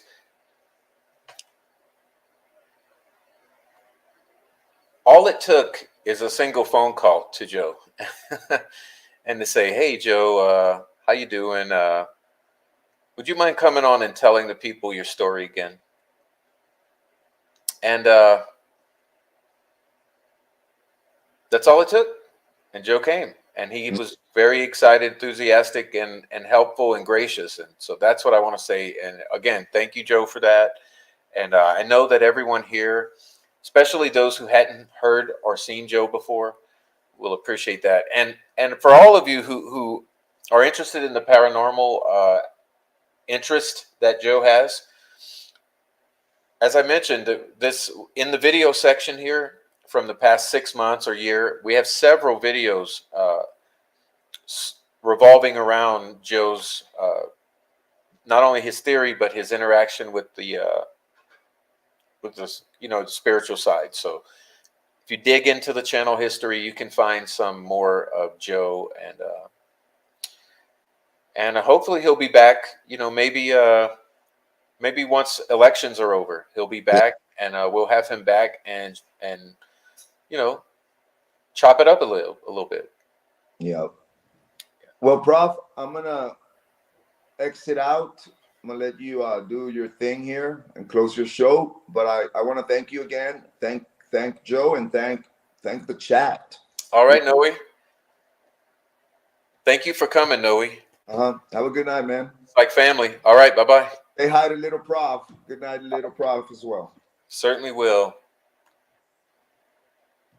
Oops. Awesome. Good night, Noe. Thanks for coming again. Let's see. I'll tell you in the same way. There will be more joy in heaven over one sinner who repents than over 99 righteous persons who need no repentance. I have a Papa says, I didn't catch the first part of the show. I need to go back and watch Master Trooper Joe. It's enjoyable. You enjoy it. 4 Pits was still in the chat. I'm curious if there are several sets of twins in Delphi. Yeah, we asked that question, but we didn't really find a good answer. The answer was kind of no. But I'll remember to ask him about that specifically. Lisa, all right. Thanks, Noe. Thanks, Noe. Everyone, please thank Noe on the way out. Thanks, Rebecca. All right. Thanks, Noe. Always a pleasure. Thanks, sharing, says Margaret. Noe, have a good one, says Chevy Killer. You guys are awesome. Thank Noe. They had a bus they traveled. They sang about little girls. The FBI shut them down saying they're a gang. Yeah, I know who you're talking about. Yeah, that's what I'm saying. Like, we're dealing with a criminal underworld here. Understand it. That's where Alex and I are in complete agreement about this crime. Okay, Sandy, Kelsey, and Bree look an awful lot. Sandy. Kelsey and Bree look like Libby and Abby. It's true, but who knows? Because she doesn't say she saw Libby and Abby. Okay. Actually, all of the witnesses are problematic, and huge announcement for you guys. Speaking of that, because this is somewhere where he shines. Skip Jansen's going to be on the show next week, and we're going to be discussing all of this in regards to the witnesses, because I think there's a lot of confusion about these witnesses, how solid it is, what they've said over the years, how things conflict, how things were done, how things change, the timeline of how things change. And that is literally Skip's area of expertise in this crime or in this subject. So we'll be having Skip on. So be looking out for that next week. And Skip will be we will be deep diving, Do you know how we do it? When we decide to deep dive, we deep dive. And we will be deep diving into every aspect of this whole story of the past 7 years. Okay? And at the center of that are the witnesses. So that should be a treat for everyone and very, very informative. And I think you will walk away shocked because it's shocking. And yeah, you're right, Nancy Drew. Now, in that manner, you are correct. So not biological twins, but this whole crime, see, that's part of the disinformation, smoke and mirrors. This whole crime is rife with twins, for instance, named twins. Okay? So many named twins. And we'll be going over some of that with Skip, actually. Just pretty relevant that you mentioned that. Yeah. Good, but thanks for the reminder. And then you have other twins. For instance, twin bridges. Okay, you have High Bridge, but then you have Wilson Bridge. Okay. Look at how many shacks you have out there. Look at the story of the shack. That's something that's worth mentioning here. I would like you guys to consider for a fact a little something interesting. Let me have my bullet points here. And I want to say it in a way that will enable you to understand it very clearly. So, let's see. So to close, I might as well do this, and because this you will find a very interesting closing moment. Okay, so basically we're talking about this. Since we're talking about dual meanings and this sort of thing, and rhymes, it's sort of like rhymes. Okay.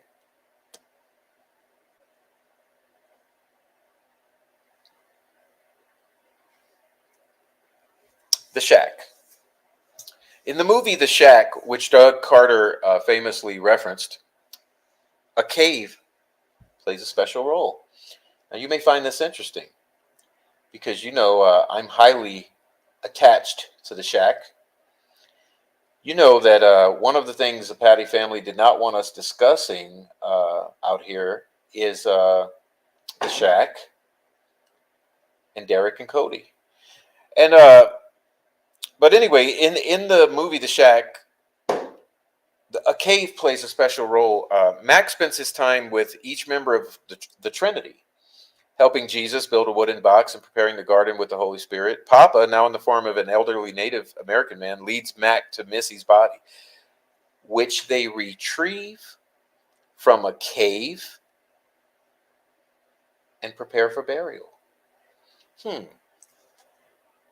Remember I speculated that the cave is the culvert at Wilson? And I speculated that that's where Abby was injured and or murdered.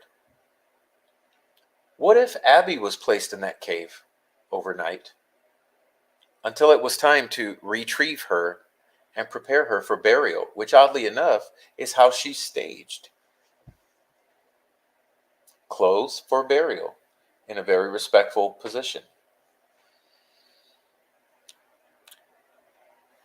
They lay Missy to rest in the garden. During this process, Mac is given a glimpse of Missy in heaven playing joyfully with Jesus and other children, though he's unable to join her. Mac encounters Sophia, the personification of God's wisdom, in another cave. Also, we've all remarked how weird it is that the searchers didn't find the girls on 213. But isn't it weird that they also didn't find them until afternoon on the 14th?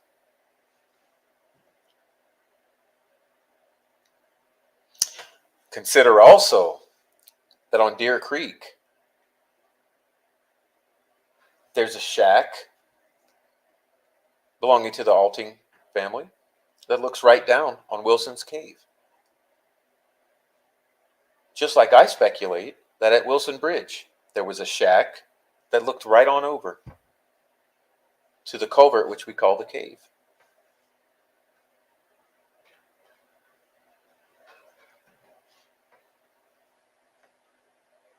How does the shack and the cave play in? How do Derek and Cody play into this?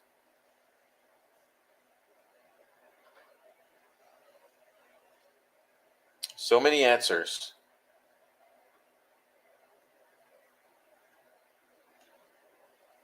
They will be found. But yeah, there's duality indeed. And that's what I'm referencing here with the shack reference. Because if Doug Carter is referencing the retrieval of a body from a cave and being laid to rest in a garden in reference to a shack, is that why he referenced it? Is that what happened to one or both of these girls?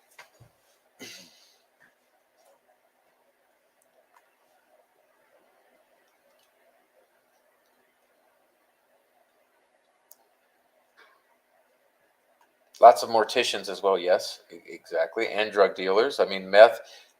It's one of the confirmations we got today is that, it has been rumored that it was a place to cook meth out there. Well, even all the way near Wilson Bridge, not just at Ron Logan's property. Yes. So put that in your pipe and smoke it, and there will be more on that. So anyway,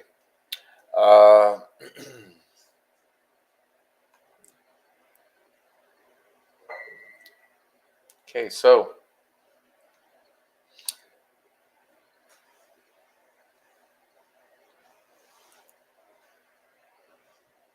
I will see you guys later. Thank you so much for hanging out for a Friday evening hangout, Friday night party. Really appreciate it, and please again thank retired Master Trooper Joe for the visit and the information he shared with us, his insights, his opinions. Greatly appreciated. If you're interested in more of his take on all that, like I said, dig into the channel. Please hit the like on the way out. If you're on the replay, please consider supporting the channel with a super chat, a super thanks, or any super comment, any sort of super like, any super, be super. And so thank you very much. And thank all of you in the chat. I really enjoyed it. I hope that you have a wonderful Friday night and a wonderful weekend. Really appreciate you being here. And thank you for watching the other streams. And as always, love those that you love. Show them you love them. Hug your kids, hug your wife, have some dinners.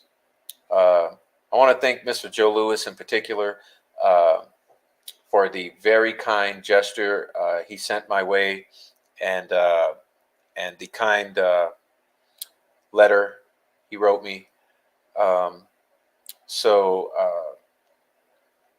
I'll be spending tomorrow, having a special date with my little guy, showing him I love him, and doing what he enjoys the most with his dad. So I will be seeing you in a couple days, hopefully, and we'll have some more to talk about. But until then, please leave a comment down below on the replay, and